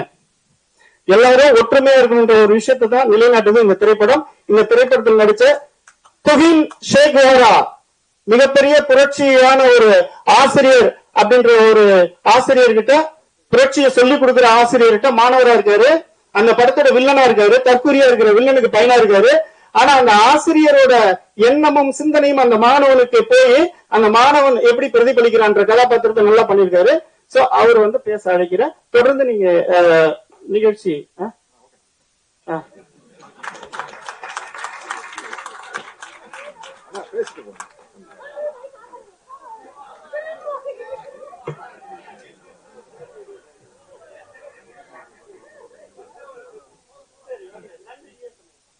நன்றி நன்றி, மிக்க நன்றி. அதாவது கவிஞன் வீட்டு கட்டுத்தம் பொதுவா வந்து ஃபங்க்ஷனுக்கு வர்றவங்க வந்து நிறைய பேசுவாங்க. அந்த ஃபங்க்ஷனை ஹோஸ்ட் பண்றவங்க ரொம்ப கம்மியா பேசுவாங்க. ஆனா நம்ம டைரக்டர் லெனின் வாடம்பாளை வந்து பொறிஞ்சு தள்ளிட்டாரு. இங்க இருந்து யாரு கூட்டாலும் அது வர்றதா இல்ல. நான் ப்ரொடியூசர் சொல்லிட்டேன், அவங்க never leave madam, just leave it, அவங்க புடிச்சிட்டு வரட்டும். அவர்கிட்ட ரொம்ப பிடிச்சதுன்னா அந்த யதார்த்தமான ஒரு ஹார்ட். அவர் வந்து it's very nice man, good man, nice bro. Actually அவர் வந்து ரொம்ப சிம்பிளா இருக்காரு. இந்த மேடை நாகரிகம் இதெல்லாம் இல்ல, அதெல்லாம் அவர் தெரியுது. இருந்தாலும் இந்த ஃபார்மாலிட்டிஸ் பேசணும் அப்படிங்கறதெல்லாம் இல்லாம, டைம் கன்சர்ன் இல்லாம அவர் என்ன what you want to tell அப்படிங்கறத ஜஸ்ட் கன்வே, அதுல அவர் ரொம்ப சிறப்பா பேசிட்டாரு. அதனால நான் நிறைய டைம் எடுத்துக்க மாட்டேன். I finish every time. உங்களோட வேல்யூ எனக்கு தெரியும். யூ வாண்ட் டு கோ ரெஃபரண்டா முடிச்சிடுறேன். ஃபர்ஸ்ட் ஆஃப் ஆல் இந்த ஃபங்க்ஷன் வந்து ரொம்ப ஹோம்லியா இருக்கு. என்னோட like my brother, more then like my brother, என்னோட ரொம்ப அன்புக்கு பாத்திரமான ஒருத்தர் பிரபாகரன். அவர் வந்து இட்ஸ் வெரி நைஸ் கேரக்டர். நார்மலா வந்து ஒரு தலைநகரம் 2ங்கிறது ஒரு பிக் பிராண்ட் பிலிம். அது அவ்வளவு ஒரு பெரிய ப்ராஜெக்ட் வந்து அவர் இன்வெஸ்ட் பண்ணி ப்ரொடியூஸ் பண்ணியிருந்தாங்க. அதுக்கப்புறம் வந்து ஒரு ப்ரொடியூசர் ஒரு ஹீரோவா கன்வெர்ட் ஆகுங்கிறது இங்க வந்து இந்த தடவை நடந்திருக்கு. இந்த படத்துல ஒரு வாதியார் கேரக்டர் நடிச்சிருக்காரு. For your information, Bhagyaraj sir வந்து ஃபர்ஸ்ட் ஒரு பிலிம்ல வந்து வாதியார் தான் நடிச்சாரு. ஒரு சென்டிமெண்டா ஒரு வாதியார் நடிச்சிருக்காரு. அந்த கேரக்டர் ரொம்ப இயல்பா இருக்கும் போல இருக்கு. இவரும் வந்து ஒரு இன்னசென்டா பாக்குறாரு. இவர் இன்னசென்டா நடிக்கிறத அப்படியே கேப்சர் பண்ணிருக்காங்க. அது அந்த சில ஃபியூ சீன்ஸ்ல இப்ப தெரியுது. பட் ஆளு சாங்ல மட்டும் கொஞ்சம் வேகமா பண்ணிருக்காரு. Mehuli, she is my friend actually. Many times visited my office. நாங்கள் இதுக்கு முன்னாடி ஒர்க் பண்றது. But the opportunity doesn't come. Definitely we'll work together next time. So அவங்க வந்து ஒரு நல்ல சிறப்பாக பண்ணியிருக்காங்க அந்த சாங். நீங்க ஹோப் யூ ஆர் என்ஜாயிங் அந்த சாங்ல. அங்க தேங்க்ஸ். அப்புறம் மியூசிக் டைரக்டர் சௌந்தரியன் சார், அவர் வந்து அந்த காதல் கடிதம் அந்த பாட்டு ரொம்ப நல்லா கம்போஸ் பண்ணியிருப்பாரு. ரவிக்குமார் சார் கூட அந்த பாட்டு தான் ஃபர்ஸ்ட் டைம் நாங்கள் பாடி காமிச்சாரு. ரொம்ப பிடிச்சிருந்து அவர் மியூசிக் டைரக்டர் போட்டோன்னு சொன்னாங்க. இந்த படத்துல நல்லா கம்போஸ் பண்ணியிருக்காரு. அவர் இந்த இவ்வளவு லாங் கேப்ல கூட திருப்பி வந்து அந்த ஆர்ட் அவர் கையில இருக்கு. அதுக்கப்புறம் first of all I just wanted to wish இந்த producer miss doctor Vinitha Govindarajan. அவங்க வந்து அவங்கள பத்தி நிறைய சொல்லிட்டாரு டைரக்டர். வெல்கம் மேடம், நீங்க ப்ரொடியூசர் வந்திருக்கீங்க. I am really very appreciated. Because எனக்கு டாக்டர்ஸ் ரொம்ப பிடிக்கும். I love doctors. என்னோட போன் புக்ல கூட பாத்தீங்கன்னா DIR விட DR தான் ஜாஸ்தியா இருக்கும். அப்கோர்ஸ் மை சன் 2 பேருமே is doing medicine, actually MBBS படிச்சுட்டு இருக்காங்க. ஸோ உங்களோட டீம் எஃபர்ட் எல்லாம் ரொம்ப எனக்கு பிடிச்சிருக்கு. நல்ல சக்சஸ் ஆகணும். கண்டிப்பா பிரபாகரன் வந்து ஆஸ் அ ப்ரொடியூசர் ஆல்ரெடி அவர் இம்ப்ரூவ்ட். ஆக்சுவலி இப்ப நாங்க திருப்பி ஒரு பெரிய மெகா ப்ராஜெக்ட் ஒன்று பண்றோம். ஒரு மிகப்பெரிய ஒரு மல்டி ஸ்டார்ஸ்லாம் வச்சு very soon we are just going to launch in a big way இன்ஷால்லா பை காட்ஸ் கிரேஸ். ஸோ அவர் வந்து இந்த படத்துல ஒரு நடிகனா கன்வெர்ட் ஆகணும். டெஃபினட்டா என்னோட படத்துலயும் அவரை நடிக்க வைப்பேன். கண்டிப்பா ஒரு நல்ல கேரக்டர் நடிக்க வைக்கலாம் ஒரு தாட் இருக்கு. பட் இந்த மாதிரி இல்லாம வேற மாதிரி நல்லா நடிக்க வைக்கலான்ட்டு. கண்டிப்பா ஹீரோயின் வேண்டாம். இந்த படத்துல எல்லாமே பண்ணிட்டீங்க. பட் ஒரு நல்ல கேரக்டரா பண்ணுவீங்க. நீங்க நல்ல ஹீரோ வரணும். அந்த கருப்பு ஸ்கின், அந்த பிளாக் டோன் வந்து இவங்க கூட நான் ஒர்க் பண்ண வேண்டியது. மேடம் கூட ஒர்க் பண்ண முடியல, மாஸ்டர் கூட நிறைய டைம்ஸ் நாங்க பேசினோம். ஆக்சுவலி அவங்க நல்ல ஒரு நல்ல ஆர்ட் இருக்கு அவங்க கையிலும். டெஃபினட்டா பிரபாகரன் ஒரு நல்ல நடிகரா வரணும். ஆக்சுவலா பிளாக் பிக்மெண்ட் வந்து விஜயகாந்த் சார், முரளி சாருக்கு அப்புறம், ஏன்னா விஜய் சார் வந்து எனக்கு ராவத்தரோட மருமகன் நானு. ஸோ விஜயகாந்த் சார் நான் வந்து அடிக்கடி பார்த்திருக்கேன் சின்ன வயசுல இருந்து. விஜய் மாமன் தான் கூடுவோம். ஆக்சுவலி அவரோட அந்த அந்த ஸ்கின் வந்து ரொம்ப ரொம்ப ஒரு பரிச்சயமா இருக்கும் ஜனங்களுக்கு. பிரபாவும் அதே மாதிரி தான் இருக்காரு. ஸோ நல்லா வரணும். மிகப்பெரிய காட் பிளஸ் யூ எவ்ரிபடி. ஆனா நிறைய டைம் எடுத்துக்கிறேன், முடிச்சிடறேன். இந்த மியூசிக் டைரக்டர் டீம், இந்த க்ரூ எல்லாத்துக்குமே ரொம்ப ரொம்ப ரொம்ப வாழ்த்துக்கள். இந்த இவங்களை அழைச்சி நீங்க எல்லாம் வந்திருக்கீங்க. உங்களோட ப்ரெஸ்டீஜியஸ் டைம்ஸ்க்கு ரொம்ப தேங்க்ஸ். தம்பி கொஞ்சம் டைம் எடுத்துக்கிட்டாரு. Thanks for your patience. Thank you so much. Love you all. Thank you so much. Good night. இனிய மாலை வணக்கம். இந்த இனிய நிகழ்வுக்கு வருகை தந்துள்ள அனைத்து நல்ல உள்ளங்களையும் வாழ்த்தி, அருமை உடைத்தன்று அசபாமை வேண்டும், பெருமை முயற்சி தரும் அப்படின்னா சின்ன ஒரு காரியத்தை யார் வேணாலும் பண்ணலாம். ஆனா மிகப்பெரிய ஒரு காரியத்தை சிறியவர்களாகிய இவர்கள் துவக்கி இருப்பது மிகப்பெரிய ஒரு முயற்சி. அந்த முயற்சி இறைவனர்களால் கண்டிப்பாக வெற்றி அடைய வேண்டும். ஒரு டைரக்டர் எல்லாம் குறை சொன்னாங்க, டைம் எடுத்துக்கிட்டாருன்னு. அது விரதத்தின் வழி. ஒரு முனிவர் எந்த அளவிற்கு விரதம் இருந்து அதை கொண்டு வந்தால், அந்த வாக்கு வெளிவரும் போது, அந்த சபதம் ஏறும் பொழுது எத்தனை நாட்கள் அந்த விரதத்தின் வழி இருந்தோ அது பேச்சின் வழியாக இருந்தது. உண்மையில் அந்த வழி நல்ல வழியாக, ஒரு பிரசவத்தின் போது மிக அழகா சொல்லுவாங்க, முதல் சத்தம் வரும்போதே இந்த குழந்தை நல்லா இருக்குண்டா அப்படின்னு கிராமத்துல சொல்லுவாங்க. இந்த மேடை, இந்த பதிவு, அந்த முதல் சத்தம் மிக அழகாக வந்திருக்கிறது. மிகப்பெரிய வெற்றியை அடையும்.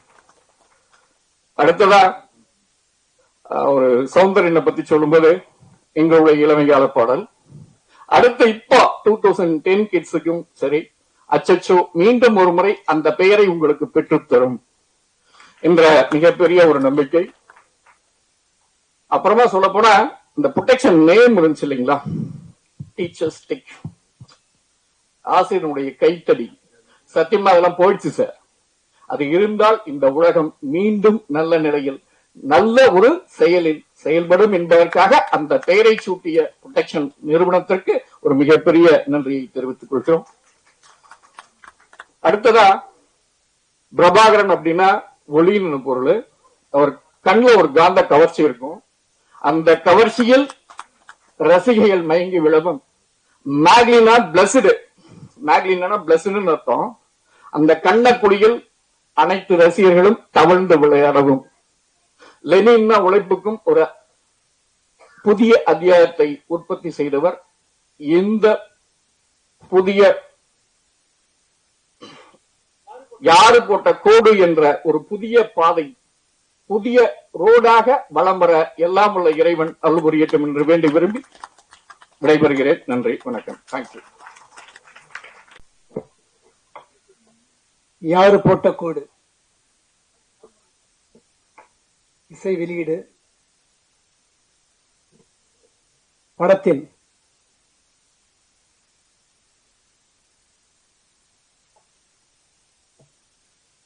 ட்ரெய்லர் வெளியீடு. இந்த நிகழ்வுக்கு வருகை தந்திருக்கும் அனைவருக்கும் வணக்கம். உங்களுடைய இங்கே சிறப்பு விருந்தினர்களாக வந்திருக்கும் விருந்தினர்கள் மற்றும் எனக்கு தெரிந்த சிறப்பு விருந்தினர்கள், இவர்களுடைய பெயரை சொல்ல ஆசைத்தான் என்றாலும் கூட காலம் நிறைய கடந்து விட்டது. சுருக்கமாக பேசினால் என்னை புகழிவீர்கள் என்றபடியால் அடிக்கோடிட்டு சொல்லுகின்றேன், சொல்லித்தான் ஆக வேண்டும். மீடியா தோழர்களே, பத்திரிகை நண்பர்களே, உங்களுக்கு அடிக்கோடிட்டு யாரு போட்ட கோடு? யாரு போட்ட கோடுங்கிறது என்னன்னா, எவன்டா பண்ணா அப்படி ஆச்சு, என்னடா ஆச்சு அப்படின்னு சில விஷயங்களை நேருக்கு மாற நடக்கிற போது, வேதனை தர்ற மாதிரி நடக்கிற போது, பாதி அரசு இப்ப ஏதாவது பாதிக்கப்படும் பொழுது ஏதாச்சும் நடந்தா எவன்டா அதை பண்ணிட்டு போனது அப்படின்னு சொல்லுவாங்க. அதே யார் போட்ட கோடுங்கிறது இது எவன்டா பண்ணது அப்படின்னு நல்லதுக்கு சொல்றது உண்டு. ஆனா டைரக்டர் இங்க சொல்றாரு யாரு போட்ட கோடு அப்படின்னு சொல்ல வந்தது எதுக்குன்னா, அவர் பார்க்கிற சமூகத்துல அவருடைய வளர்ச்சியில நிறைய தீயதை பார்த்திருக்காரு. இந்த சமூகம் இப்படி போயிட்டு இருக்க, என்ன பண்றது அப்படின்னு வேதனைப்பட்டு இருக்காரு. அவருக்குள்ள ஒரு கதையை எடுத்துக்கிட்டாரு. அந்த கதையை எடுத்துக்கிட்டு அதுல வில்லத்தனை என்ன, நாகரிகமற்றது என்ன, சமூக கேடு என்ன அப்படிங்கறத மனசுல வச்சுக்கிட்டு அவர் இட்ட அந்த டைட்டில் தான் யாரு போட்ட கோடு. ஏற்கனவே வந்திருக்கு, யாரு போட்ட கோடு சாமி கிட்ட கேடு, சாதி மத பேதம் எல்லாம் உன்ன செஞ்ச மோசம். அதுல சாதி பதனம் கிடையாது, முதல் மரியாதை இல்ல, காதலதான் அழகா நம்ம பாரதராஜா சொல்லியிருப்பாரு. இளையராஜா இசையில அந்த பாட்டு வந்திருக்கோம். நண்பர் வைரமுத்து அவர்கள் அருமையான அந்த வரிகளை கொடுத்திருப்பார். அது சாதி சம்பந்தப்பட்டதோ அல்லது மோதல் சம்பந்தப்பட்டதோ ஏற்றத்தாழ்வு சம்பந்தப்பட்டதோ கிடையாது. ஆனா இதுல பாத்தீங்கன்னா எல்லாத்தையும் சொல்லியிருக்காரு. ஏற்கனவே பாரதியார் சொல்லியிருப்பாரு, சாதிகள் எல்லையடி பாப்பா, குரம் தாழ்த்தி உயர்த்து சொல்லல் பாவம், கவிதையா சொல்லியிருப்பாரு. அப்புறம் எங்களுக்கு அண்ணன் பட்டுக்கோட்டை கல்யாணம் சுந்தர் சொல்லியிருப்பாரு, வேப்ப மர உச்சியில பேய் ஒண்ணு ஆடுது, அது வளர குழந்தைகிட்ட இதெல்லாம் சொல்லாதீங்க, பயமுறுத்தி வைக்காதீங்க, பிஞ்சிலேயே பழுத்து போகாதீங்க அப்படின்ட்டு பட்டுக்கோட்டை சொல்லியிருப்பாரு. அவரு சொல்ல முடியும் பாத்தீங்கன்னா, வேப்ப மர உச்சிலிருந்து பேய் இன்னும் ஆடுது, சின்ன பையிலே செய்தி கேளடா அப்படின்ட்டு பசங்களுக்காக தான் அவரு ஆரம்பிச்சிருப்பாரு. பாரதியும் அப்படிதான் ஆரம்பிச்சிருப்பாரு. இந்த படத்துல பசங்களை வச்சுதான் நம்ம டைரக்டரும் ஆரம்பிச்சிருக்காரு. என்ன வளர வயசுல நல்ல கருத்துக்களை சொன்னா வளர்ந்து வந்த பிறகு நல்லவங்களா இருப்பாங்க. அதனால பசங்களே நிறைய வச்சிருக்காரு. இதுல ஹீரோயின் அப்படிங்கிறது சொல்றதுக்காக ஹீரோ வேணும், ஹீரோயின் வேணும், சப்போர்டர்ஸ் வேணும். அப்படி இல்லைன்னா பண்ண முடியாதுன்றதுதான் ஹீரோ ஹீரோயின் ஒழிய அவர் சொல்ல வந்தது இந்த குழந்தைகள் தான் வச்சுதான் சொல்லியிருக்காரு. எக்ஸ்பெஷலா அவருடைய பையனை வச்சு சொல்லியிருக்காரு. படமானது பிரமாதமா வந்திருக்கு. பின்னணி இசை பிரமாதப்படுத்திருக்காங்க. நான் சொல்லட்டுமா? சொல்லக்கூடாது, இது எனக்கும் இயக்குனருக்கும் உள்ளது. ராஜபத்ல ஒரு படம் பார்த்திருப்பீங்க. அந்த படத்துல ஒரு கட்டத்துல என்ன பண்ண சிவாஜி என்ன பண்ணுவாருன்னா, சிஞ்சனக்கான் சின்னக்கிளின்னு ஒரு பாட்டு ஒண்ணு ஆடுவார். ஆடுறப்போ ரகசியமா ஒருத்தவங்க ஒரு காதலை சொல்லிட்டு போவாங்க, ஒரு சோகத்தை சொல்லிட்டு போயிடுவாங்க. அந்த சோகம் என் மனசுக்குள்ள ஓடுறதுனால என்னால பேச முடியல. ஆனா அதை பத்தி நான் கவலைப்படல. நான் இங்க வந்திருக்கேன், இதை சிறப்பிக்கணும். என்னுடைய இயக்குனர் லெனின் வெற்றி பெறணும். அவர் வெற்றி பெறணுங்கிறது தான் நான் முனைப்பா இருந்தேன். ரொம்ப நாளா அவருக்கு நட்பா வந்தாரு. அவருக்கு பண்ணி கொடுத்த வெற்றி பெறட்டும் என்னுடைய வாழ்த்துக்கள். அதே போல அவர் சொன்னாரு, நான் பேர் எடுத்து கொடுத்த பிறகு என்ன நான் ஒரு கவியாக்கிட்டேன் அப்படின்னு சொன்னார். அதெல்லாம் உண்மைதான், சும்மாதான் கொடுக்கல. நிறைய பேர் பாடல் எழுதுறதுக்கு என்கிட்ட வருவாங்க, நிறைய கவிதைகளை சொல்லுவாங்க, பாட்டை சொல்லுவாங்க. திறமை இருக்கா இல்லையாங்கிறத கரெக்டா நான் கண்டுபிடிச்சது. திறமை உள்ளவங்களை என்கரேஜ் பண்ணுவேன், இல்லாதவங்களை அவங்களை டிஸ்கரேஜ் பண்ண மாட்டேன்.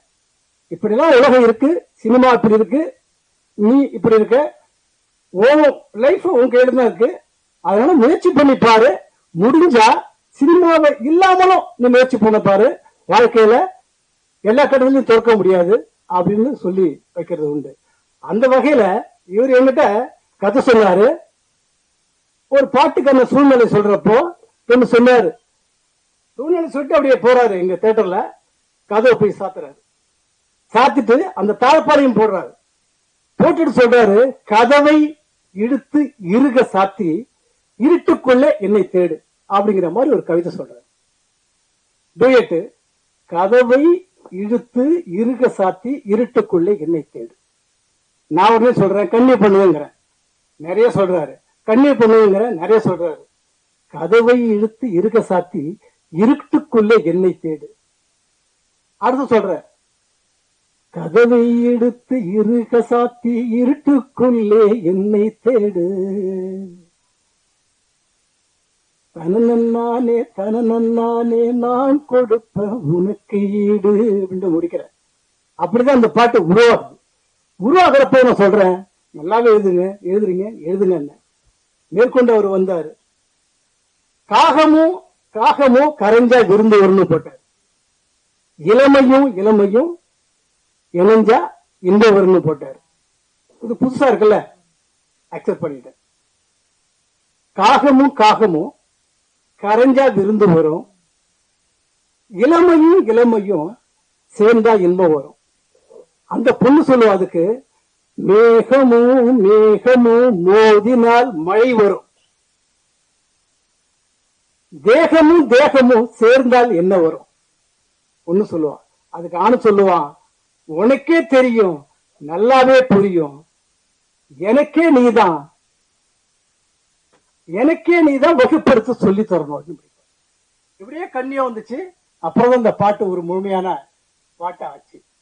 அதுல முடிய பிறகு பாத்தீங்கன்னா, தேனிருக்கும் இடத்தை முடிச்சுக்கிற, தேனிருக்கும் இடத்தை தேடி கண்டு பிடிக்கட்டுமா, எடுக்கையில் புண்பட்டா இதழால் ஒத்தடும் கொடுக்கட்டுமா, பாய் விரிச்சு காத்திருக்க பகலியவா பூத்திருக்க, கதவை இழுத்து இறுக சாத்தி இருட்டுக்குள்ளே என்னை தேடு. இளமை கால கற்பனைகளுக்கு நானாவேன் உனக்கு ஈடு.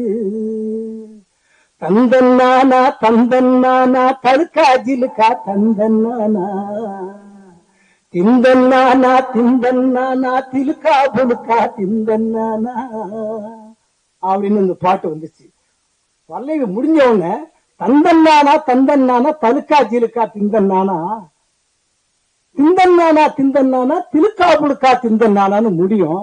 அது டம்மி வேற போட்டிருந்தேன், அதை மாத்துங்கன்னு இவரு மாத்துற.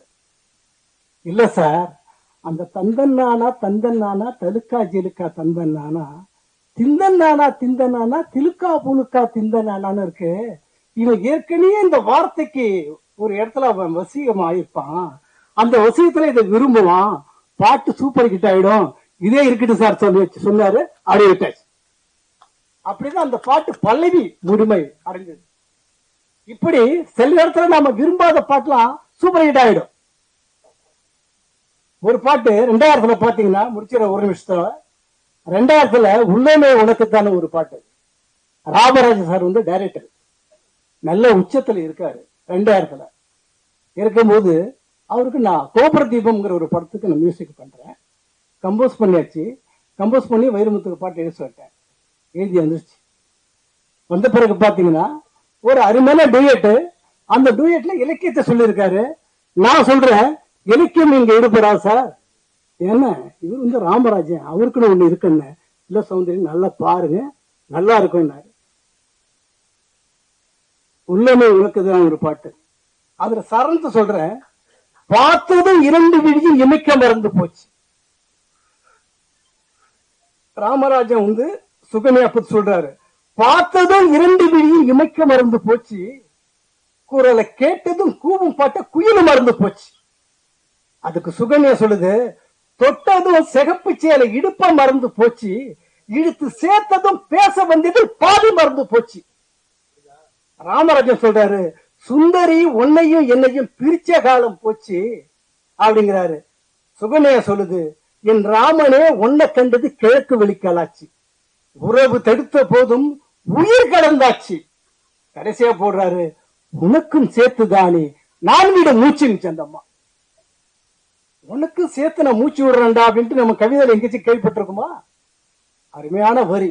அதுக்கு பிறகு இன்னும் தொடர்ந்து எழுதியிருப்பாரு. அந்த தொடர்ச்சியே வேணான்ட்டாரு. அதுக்கு பதிலாக அவர் என்ன சொன்னாருன்னா, நான் டம்மி வேலை ஒண்ணு போட்டேன், வாழ்ந்தா உன்னோடு இல்லையில் மண்ணோடு. சார் இதை மாத்தலாம் சார். சார் இதான் என்னுடைய ரசிகர்கள். வாழ்ந்தா உன்னோடு மட்டும்தான் வாழ்வேன், இல்லையே மண்ணோடு போய் நான் சேருவேன், உள்ளமே உனக்குத்தான். நான் மாத்த நினைச்சேன், ஆனா மாத்தல அவரு. அந்த பிடிவாதம் பாத்தீங்கன்னா 2000 அந்த பாட்டு சூப்பர் ஹிட். அது என்ன சூப்பர் ஹிட் எல்லாம் தான் ஆகும். எப்படி தெரியுமா ஆச்சு? சேது படம் ரிலீஸ் ஆச்சு, எங்க பார்த்தாலும் பாட்டு போச்சு. ஆனா அது மிஞ்சி போன பாட்டு கணக்குல பாத்தீங்கன்னா கோடிக்கணக்கில் போன பாட்டு இந்த பாட்டு தான் 2000. பார்த்ததும் 2 விழியும் இமைக்க மறந்து போச்சு, குரலை கேட்டதும் பூவும் பாட்ட குயிலு மறந்து போச்சு, தொட்டதும் செவப்பு சேலை இடுப்ப மறந்து போச்சு, இழுத்து சேர்த்ததும் பேச வந்ததில் பாதி மறந்து போச்சு.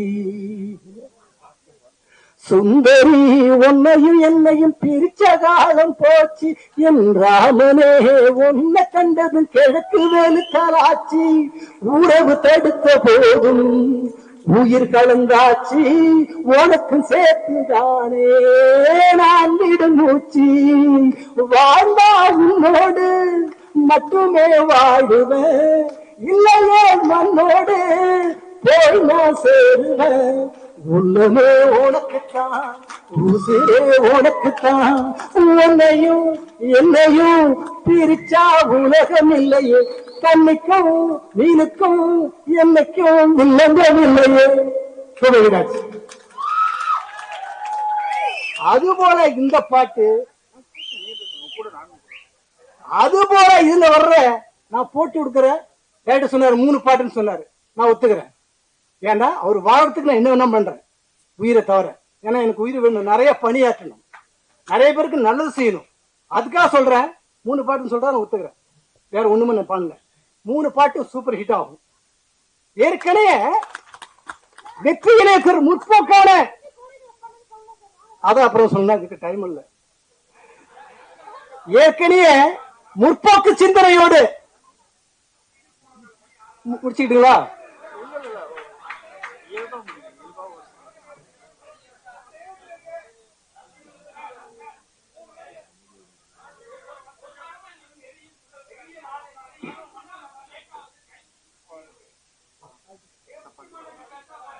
இல்ல முடிச்சுக்கிட்டுங்களா? ஜனகன மனாதி நாயக ஜெயக பாரத பாக்கிய விதாதா. அவ்வளவுதான். ஓகேங்களா? நன்றி. எனது இயக்குனர் இருங்க,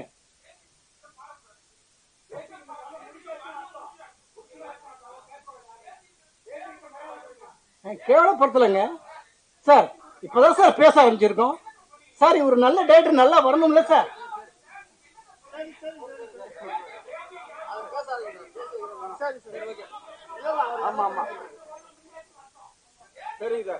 சார் நீங்க இவரு நல்லா வரணும்ல, ஒரு நல்ல டைரக்டர் பத்தி நான் பேச வேணாமா? தயவுசெய்து சொல்லுங்க, உங்க தம்பியா இருந்தா, உங்க வீட்டுன்னு ஒரு பையன் வந்தா.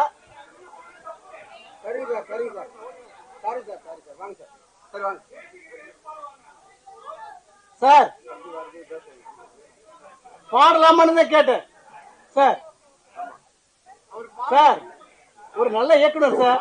சார் சார் ஓகே, மன்னிப்பு கேட்டுங்க. நான் மன்னிப்பு கேட்கிறேன் சார். நான் மன்னிப்பு கேட்கிறேன் சார். சார் நான் இன்னும் ஒரு 5 நிமிஷம் கூட பேசுறேன். ஒரு நிமிஷம், நான் ஒரு 5 நிமிஷம் கூட நான் பேசலாம். Okay sir. சார் சார் உங்களோட கிரேட் ஃபேன்ஸ் சார், சாரோட கிரேட் ஃபேன்ஸ்ல ஒரு பெரிய கிளாப்ஸ் கொடுங்க. Wow, thank you so much for this wonderful event, wonderful speech, wonderful sir, thank you so much. Sir நன்றி சார், நன்றி சார். இருங்கம்மா, ஒரு நல்லா வரணுமா? நான் அவரை பத்தி சொல்லவே இல்லம்மா. ஒரு வெற்றி இயக்குனர் சார். இன்னைக்கு பாத்தீங்கன்னா முற்போக்கு கருத்துடைய டைரக்டர்கள் நிறைய பேர் வளர்ந்து வர்றாங்க சார். அந்த வரிசையில இவரும் வருவார்.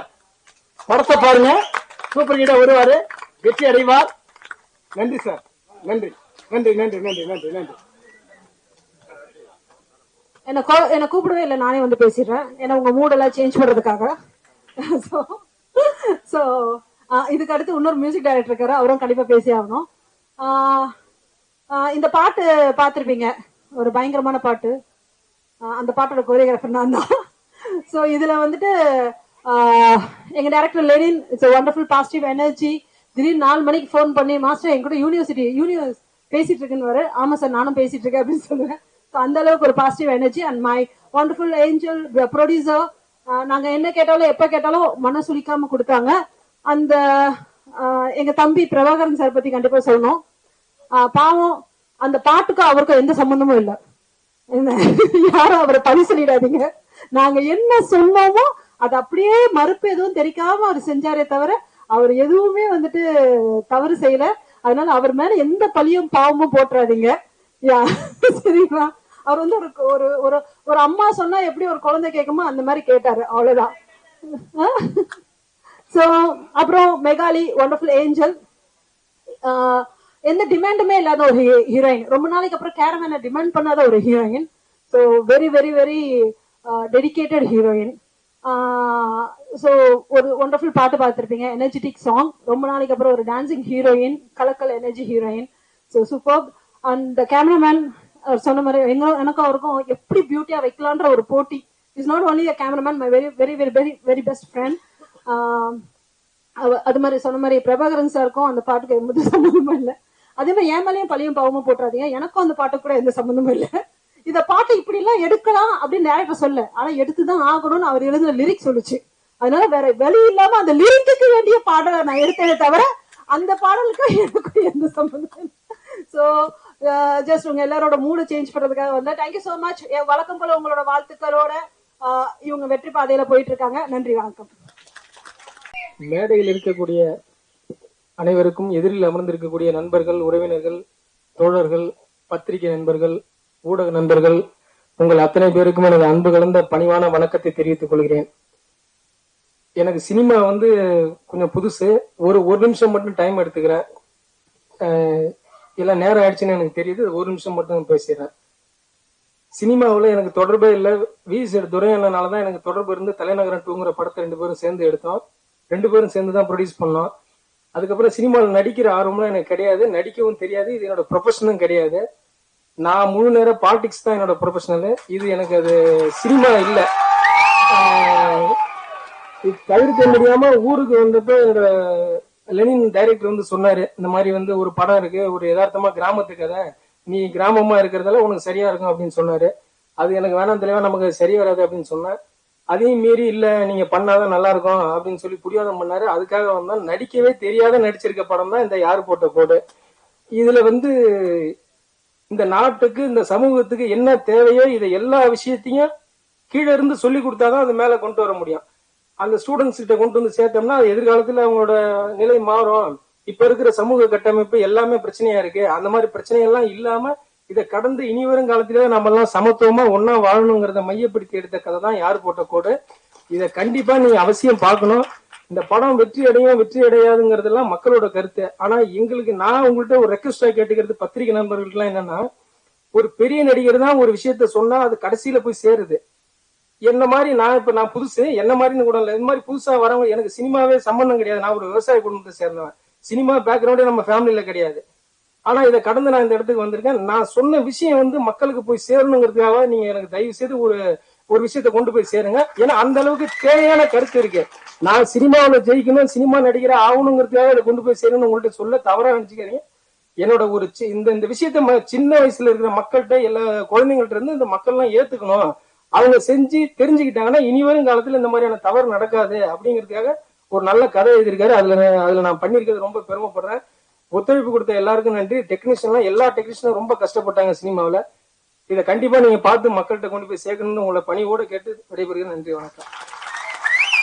மிக்க நன்றிண்ணா. அதாவது நீங்க கதாபாத்திரம் வாத்தியாரா தான் நடிச்சிருக்கீங்க, ஆனா இப்ப பேசுறது கூட வாத்தியார் மாதிரி ஸ்டைல்ல பேசுறீங்கண்ணா. ரொம்ப சிறப்பா பேசுறீங்க. அடுத்ததாக இந்த படத்தின் டீச்சர் அம்மா, எங்க டீம் டீச்சர் அம்மா கதாநாயகி, அவங்களை ஒரு சில வார்த்தைகள் சிறப்புரையாற்ற அழைக்கிறேன். Yes come.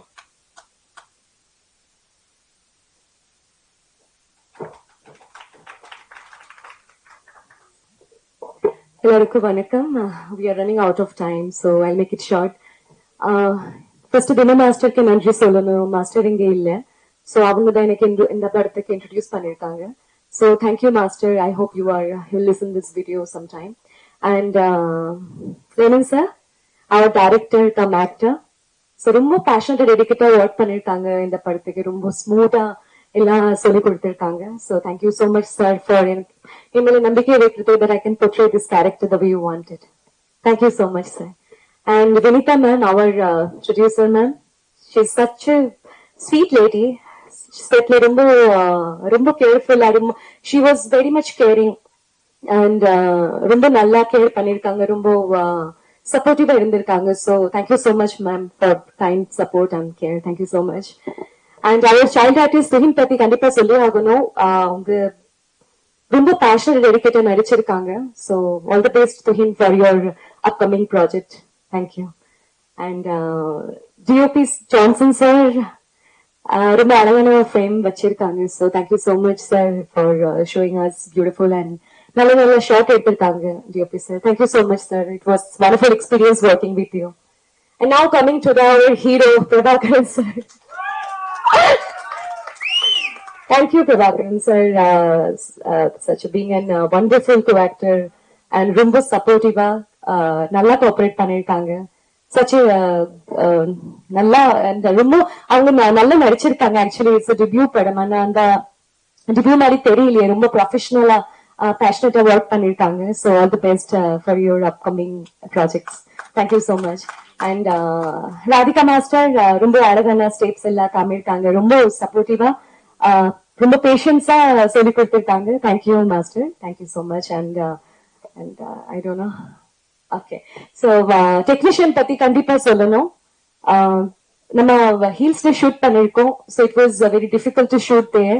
So அவங்க இல்லாம கண்டிப்பா ஷூட்டிங் நடந்திருக்காது. So they have done their best efforts in this movie. So என்னோட பெரிய thanks to all the technicians and entire crew of யார் போட்ட கோடு. And December 12 படம் release. So கண்டிப்பா எல்லாரும் தியேட்டர்ல போய் பாருங்க and show some of your love, supports and blessings towards us. And thanks to entire press, media and all the guests, Durai sir, Chennai Commissioner sir, thank you so much for giving us such a valuable time to us and thank you so much. Nandri, vanakkam. Thank you Megali, மிக சிறப்பாக பேசுனீங்க. Thank you very much. அடுத்ததாக ஒரு குடும்பம்னா அப்பா அம்மா. எல்லோருக்கும் வணக்கம். யார் போட்ட கோடு இந்த படத்தோட கேமராமேன் நானு. என்னை கூப்பிட்டு திரு டைரக்டர் லெனின் அவர்கள் ஸ்கிரிப்ட் சொல்லியிருந்தாரு. அவரு இந்த படத்துல எனக்கு ஸ்கிரிப்ட் லைன் சொன்ன விதங்கள்லாம் எனக்கு ரொம்ப பிடிச்சிருந்துச்சு. ஸ்பாட்ல ஒரு வேலை வாங்கின விதங்கள்லாம் ரொம்ப நல்லா இருந்துச்சு. ஸோ எங்க ஒர்க் ரொம்ப ஸ்மூத்தாக போயிட்டு இருந்துச்சு. அந்த டைம்ல ஒரு நாள் திடீர்னு வில்லன் போர்ஷன் பண்ணோம். அப்ப பாத்தீங்கன்னா டேரக்டர் ரொம்ப நம்ம டார்ச்சர் பண்ணிட்டாரு.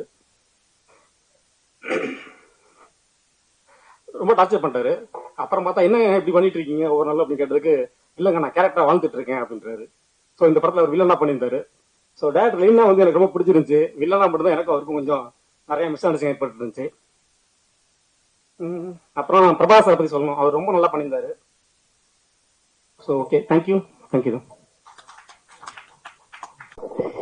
அனைவருக்கும் இனிய மாலை வணக்கம்.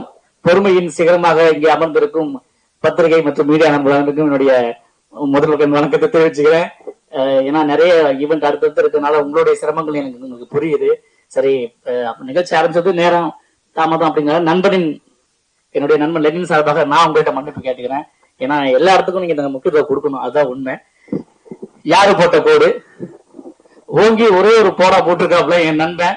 அதாவது இன்னைக்கு நேற்று இல்ல, சூரியன் சட்ட கல்லூரி அப்படிங்கிற ஒரு படத்துல அறிமுகமானோம். நண்பராக அன்னிடம் தொடர்ந்துட்டோம். அந்த படத்துல நடிச்சதுக்கு அப்புறம் சூரியன் சட்டக்கல்லூரின்னு சொன்னதுனாலே அதை நடிச்சு வந்த நண்பர் கொஞ்ச நாள் கழிச்சு பார்த்தா சட்டக்கல்லூரி பயின்று வக்கீலாவும் ஆயிட்டாரு. இவங்க அவருக்கு பேசுனதுக்கு அதுவும் ஒரு காரணம். ஏன்னா சட்டம்ன்றதுக்கு எப்படி பேசுவாங்க உங்களுக்கு தெரியாதா? அதனால என் நண்பன் கொஞ்சம் சத்தமாவும் பேசியிருக்காரு. அது ஏன்னா இது அவருடைய மேடை, அதனால அந்த உரிமையை எடுத்து பேசியிருக்காரு. வேற ஒண்ணும் இல்ல. உங்கள் வீட்டு பிள்ளை, முதல் மாணவன், முதல் தவறு, முதல் விஷயம் எல்லாமே மன்னிக்கப்படும் அப்படிங்கறதுனால நீங்க அந்த மன்னிப்பை அவருக்கு வழங்கலாம். காரணம் அவருடைய முதல் படம் இது சாதாரண விஷயம் கிடையாது. இது யாரு போட்ட கோடு ஆரம்பிச்சு ஆனா பெரிய கோடு, நீண்ட கோடு ஆரம்பிச்சு ஒரு 4-5 வருஷமா இழுத்துட்டு வந்த கோடு இது இங்க வந்து நிக்குது. ரொம்ப அருமையான ஒரு விஷயம். அதாவது இன்னைக்கு எல்லாருமே வந்து சாதியை வச்சு படம் பண்ணினா பெரியவாயிடலாம் அப்படின்ற மாதிரிதான் அந்த இடத்த பிடிக்க ஆரம்பிச்சிட்டாங்க. அது ஆல்ரெடியே 2 பேர் பிடிச்சி தொங்கிட்டு இருக்காங்க. புதுசா வரவங்களும் அதான் பண்ணிட்டு இருக்காங்க பின்னாடி. பட் இவரு ஒரு வாட்டி பேசுறதுக்கு நான் சொன்னா எங்கேயோ பார்த்துட்டு, நண்பா சாதிங்கிறது எப்படி பயன்படுத்தலாம் அப்படின்னா, இல்ல நண்பா சாதிங்கிறது ஜட்டி மாதிரி போட்டுக்கலாம், ஆனா வெளியே காட்டக்கூடாது. நான் அப்படிலாம் பப்ளிக்கெல்லாம் சொல்லிடக்கூடாது நண்பா, ஒன்று சொல்லலாம், அதை டீசெண்டா சொல்லலாம் அப்படின்னு சொன்னேன் என் நண்பன். என்ன அப்படின்னு கேட்டாரு, சாதியையும் பிளாஸ்டிக்கையும் அழிக்க முடியாது, ஆனா பயன்படுத்துவதை தவிர்த்துக்கலாம். கரெக்டா இல்லையா? சோ அந்த மாதிரி தவிர்த்துக்கலாம் என்பதை ரொம்ப சத்தமா ஒரு கோடு போட்டு இந்த யாரு போட்ட கோடுல சொல்லியிருக்காரு. உண்மையிலேயே கதாநாயகன் முதல் படத்திலேயே அவருக்கு எல்லா ஆப்பர்ச்சுனிட்டியும் வழங்கியிருக்காங்க. அதுல பூந்து விளையாடி இருக்காரு. உங்களெல்லாம் வந்து முதல் படம்னு யாரும் சொன்னா நம்ப மாட்டாங்க சார். அதுக்கு தனி தைரியத்தை எங்க ஹீரோயின் மெகாலி அவர்கள் கொடுத்திருக்காங்க. ஏன்னா அவங்க ஒத்துழைப்பு இல்லைன்னா அதெல்லாம் செய்ய முடியாது, வேற விஷயம். நண்பன் ஒரு கவிஞனாகவும் இதுல அறிவுமா இருக்காப்ல. இந்த நிகழ்ச்சியின் அரசன், முடிசூழா மன்னன், இசை அரசன் அண்ணன் கவி சக்கரவர்த்தி, என்னுடைய அண்ணன். இன்னும் ரெண்டு இசையப்பாளர் வந்ததுனால கொஞ்சம் இதாயிடுச்சு. சௌந்தரிய நண்பர்கள், அவங்க மிகப்பெரிய ஃபேன். நிறைய பேசணும்னு நினைச்சிட்டு இருந்தா டைம் இல்லை அப்படிங்கறதுனால நான் சொல்லிடுறேன், இந்த நிகழ்ச்சியுடைய கதாநாயகனே அவர் தான். சோ அவருக்காக கரவொலி எழுப்பிடுங்க. ஏன்னா அவர் திடீர்னு தேசிய கீதம் பாடிட்டாருன்னு சொல்லி இதை கண்டென்ட்டா எடுத்து போட்டு இது பண்ணிடாதீங்க. ஏன்னா இந்த ஸ்டீவன் ஹாக்கின்ஸ் ஒருத்தர் இருந்தாரு, 2020க்கு அப்புறம் பிரபலங்கள்னு யாருமே இருக்க மாட்டாங்க, 7 நிமிஷத்துக்கு ஒரு பிரபலம் உருவாயிருவான் அப்படின்னு சொல்லிட்டு போனாராமா. இப்ப ஒரே ஒரு டயலாக பேசி பெரிய ஆயிடுறாங்க. ஒரே ஒரு அது எந்த பக்கமா நான் பரவாயில்ல. இப்ப கூட சமீபத்துல எங்க அண்ணன் கார்த்திக்னு ஒரு ரிப்போர்ட்டர் கூட பயங்கர ஃபேமஸ் ஆனாரு ஒரே ஒரு கேள்வியை கேட்டு. அந்த மாதிரி யாரு வேணா இப்ப பிரபலம் வாங்கலாம். ஏன்னா எல்லார் கையிலயும் போன் இருக்கு. போன் வச்சுங்க, யாருக்குமே போனுக்கு மட்டும் ஓனர் இல்ல, தனித்தனியா ஒரு சேனலுக்கு ஓனரா இருக்காங்க. அதனால எல்லாத்தையும் பார்த்து பேச வேண்டியிருக்கு. கொட்டாய் விட்டா கூட கண்டென்ட் பிடிச்சிருவாங்க, அதனால பாத்துக்கோங்க. சோ இந்த படத்துல ஒர்க் பண்ண டெக்னீஷியன்ஸ், ஒளிப்பதிவா இருக்கட்டும் சரி, லட்டு மாதிரி ரொம்ப நாள் கழிச்சு அப்படி ஒரு ஜான் சார் வந்து ஒரு லொகேஷன் காட்டியிருக்காரு. Master Radhika master, Dheena master, Rajiv அப்படிங்கிற நண்பன், அதாவது பிந்து கோஸ் அம்மாவுடைய மகன், அவரும் இந்த படத்துல சாங் பண்ணிருக்காங்க. எல்லாருக்கும் என்னுடைய வாழ்த்துக்களை தெரிவிச்சுக்கிறேன். இந்த யாரு போட்ட கோடு என் நண்பன் லெனினுடைய முதல் படம் மட்டுமல்ல, இது ஒரு ஆரம்பம். இந்த கோடு தொடர்ந்து ஒரு 50-100 படங்களுக்கு தொடர்ந்து லென்த்தா போகணும்னு கேட்டுக்கிட்டு உங்களை எல்லாருமே பொறுமையை காத்தவங்க எல்லாத்தையுமே நன்றி வணக்கத்தையும் தெரிவிச்சுக்க முன்னால எங்க அன்பு மாஸ்டர் மிரட்டல் செல்வன் அவர்கள் வந்து உண்மையிலேயே மிரட்டல் தான். அவர் வந்து சாதாரண ஆள் கிடையாது. அவரு டூப் போட்டிருக்காரு ஒருத்தருக்கு. அவரு இன்னைக்கு பெரிய கட்சி தலைவராட்டாரு. விஜய் அவருடைய டூப் தான் அவரு. ஆனா சினிமால எப்பவுமே ஒரிஜினலா பண்றவங்களுக்கு பேரு டூப், அப்படி ஆக்டிங் பண்றவங்களுக்கு வந்து ரியல் ஸ்டார் அப்படின்னு சொல்லிடுவான். பட் அண்ணன் வந்து எப்பவுமே ஒரிஜினல் தான் கலக்குவாரு. சோ இந்த படம் மாபெரும் வெற்றி அடையணும்னு எல்லா சார்பையும் கேட்டுக்கிறேன். நேரமின்மை மன்னிக்கணும், சாரி பேசிட்டு ஏதாவது தப்பா பேசினா மன்னிச்சுங்க. நன்றி, வணக்கம், தேங்க்யூ சோ மச். அனைவருக்கும் என் முதற்கண் வணக்கத்தை தெரிவிக்கிறேன். மேரில முதற்கண் ஜம்பவான்கள் அண்ணா, உங்களோட அசிஸ்டன்ட் படம் தான் 10 படம் மாஸ் ஆனது. ஆதிராஜா என்ன மாஸ் ஆக்கணும், 90 படம் பண்ணிருக்கேன்.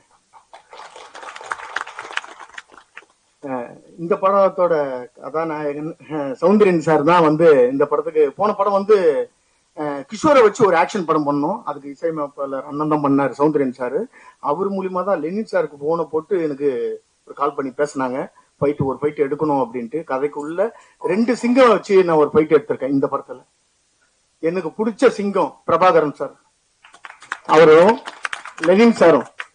சாதாரண நினைச்சுக்காதீங்க, அவருக்குள்ள அவ்வளவு வலிகள் இருக்கு. அதை தான் உங்ககிட்ட சொல்லியிருக்காரு. நீங்க யாரும் வந்து தப்பா எதுவும் நினைக்காதீங்க. அவரோட வலிகளை சொல்லி அது ஒரு ஆதங்கமா இருக்காரு. விரைவில் நானும் அவரும் ஒரு படம் பண்ண போறோம். லெனின் சாரும் நானும் 2 கதாநாயகர்களா பண்ண போறோம். நானு அது ஃபுல் அண்ட் ஃபுல் ஒரு ராவான சப்ஜெக்ட், ஒரு வடச்சென்னை மாதிரி ஒரு சப்ஜெக்ட் ஒன்று ரெடி பண்ணிட்டு இருக்கோம். விரைவில் உங்களுக்கு அறிவிக்கப்படும். இந்த படம் மேலும் ஜான்சன் கேமராமேன் வந்து நல்ல ஒளிப்பதிவு வேற லெவல்ல பண்ணியிருக்காரு. இங்க வந்திருக்கும் எடிட்டரு எல்லாருக்கும் சொல்றேன், காதல் சுகுமார் என்னோட நண்பர், காதல் சுகுமார் சார் இங்க வந்திருக்க எல்லாருமே என்னோட நண்பர்கள் தான். நீங்க எல்லாரும் நல்லா இருக்கணும், இந்த படம் மேலும் மேலும் வெற்றி அடைய எல்லாம் வல்ல இறைவனை வேண்டிக்கிறேன். நன்றி, வணக்கம். எனக்கு துஹின் ஷேகுவாரன் பேர் வச்சது எங்க வடமலை தாத்தா. நான் போற இடத்துல சின்ன வயசுல இருந்தே துஹின் ஷேகுவாரானா ஷேகுவாராவான்னு சொல்லி நிறைய பேர் வந்து ரொம்ப சந்தோஷப்பட்டிருக்காங்க.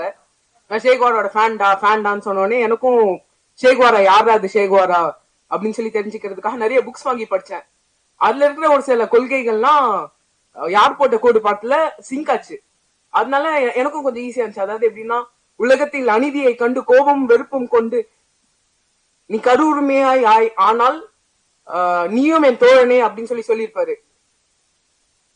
அதே மாதிரிதான் ஃபோர்ஸ்ஃபுல்லான டயலாக் இருக்கும் போது எனக்கும் கொஞ்சம் எக்ஸ்பிரஸ் பண்றதுக்கான ஈஸியா இருந்தது. இப்போ அது போல எனக்கு எங்கெல்லாம் அநீதியை கண்டு நிறைய இதுவா இருக்குதோ அந்த இடத்துல நானும் போய் எனக்கு நிறைய பேசணும்னு சொல்லி ஒரு சான்ஸ் கிடைச்சிச்சு. இப்ப நான் இங்க வந்து பேசுறது கூட எனக்கு ரொம்ப சந்தோஷமா இருக்குது.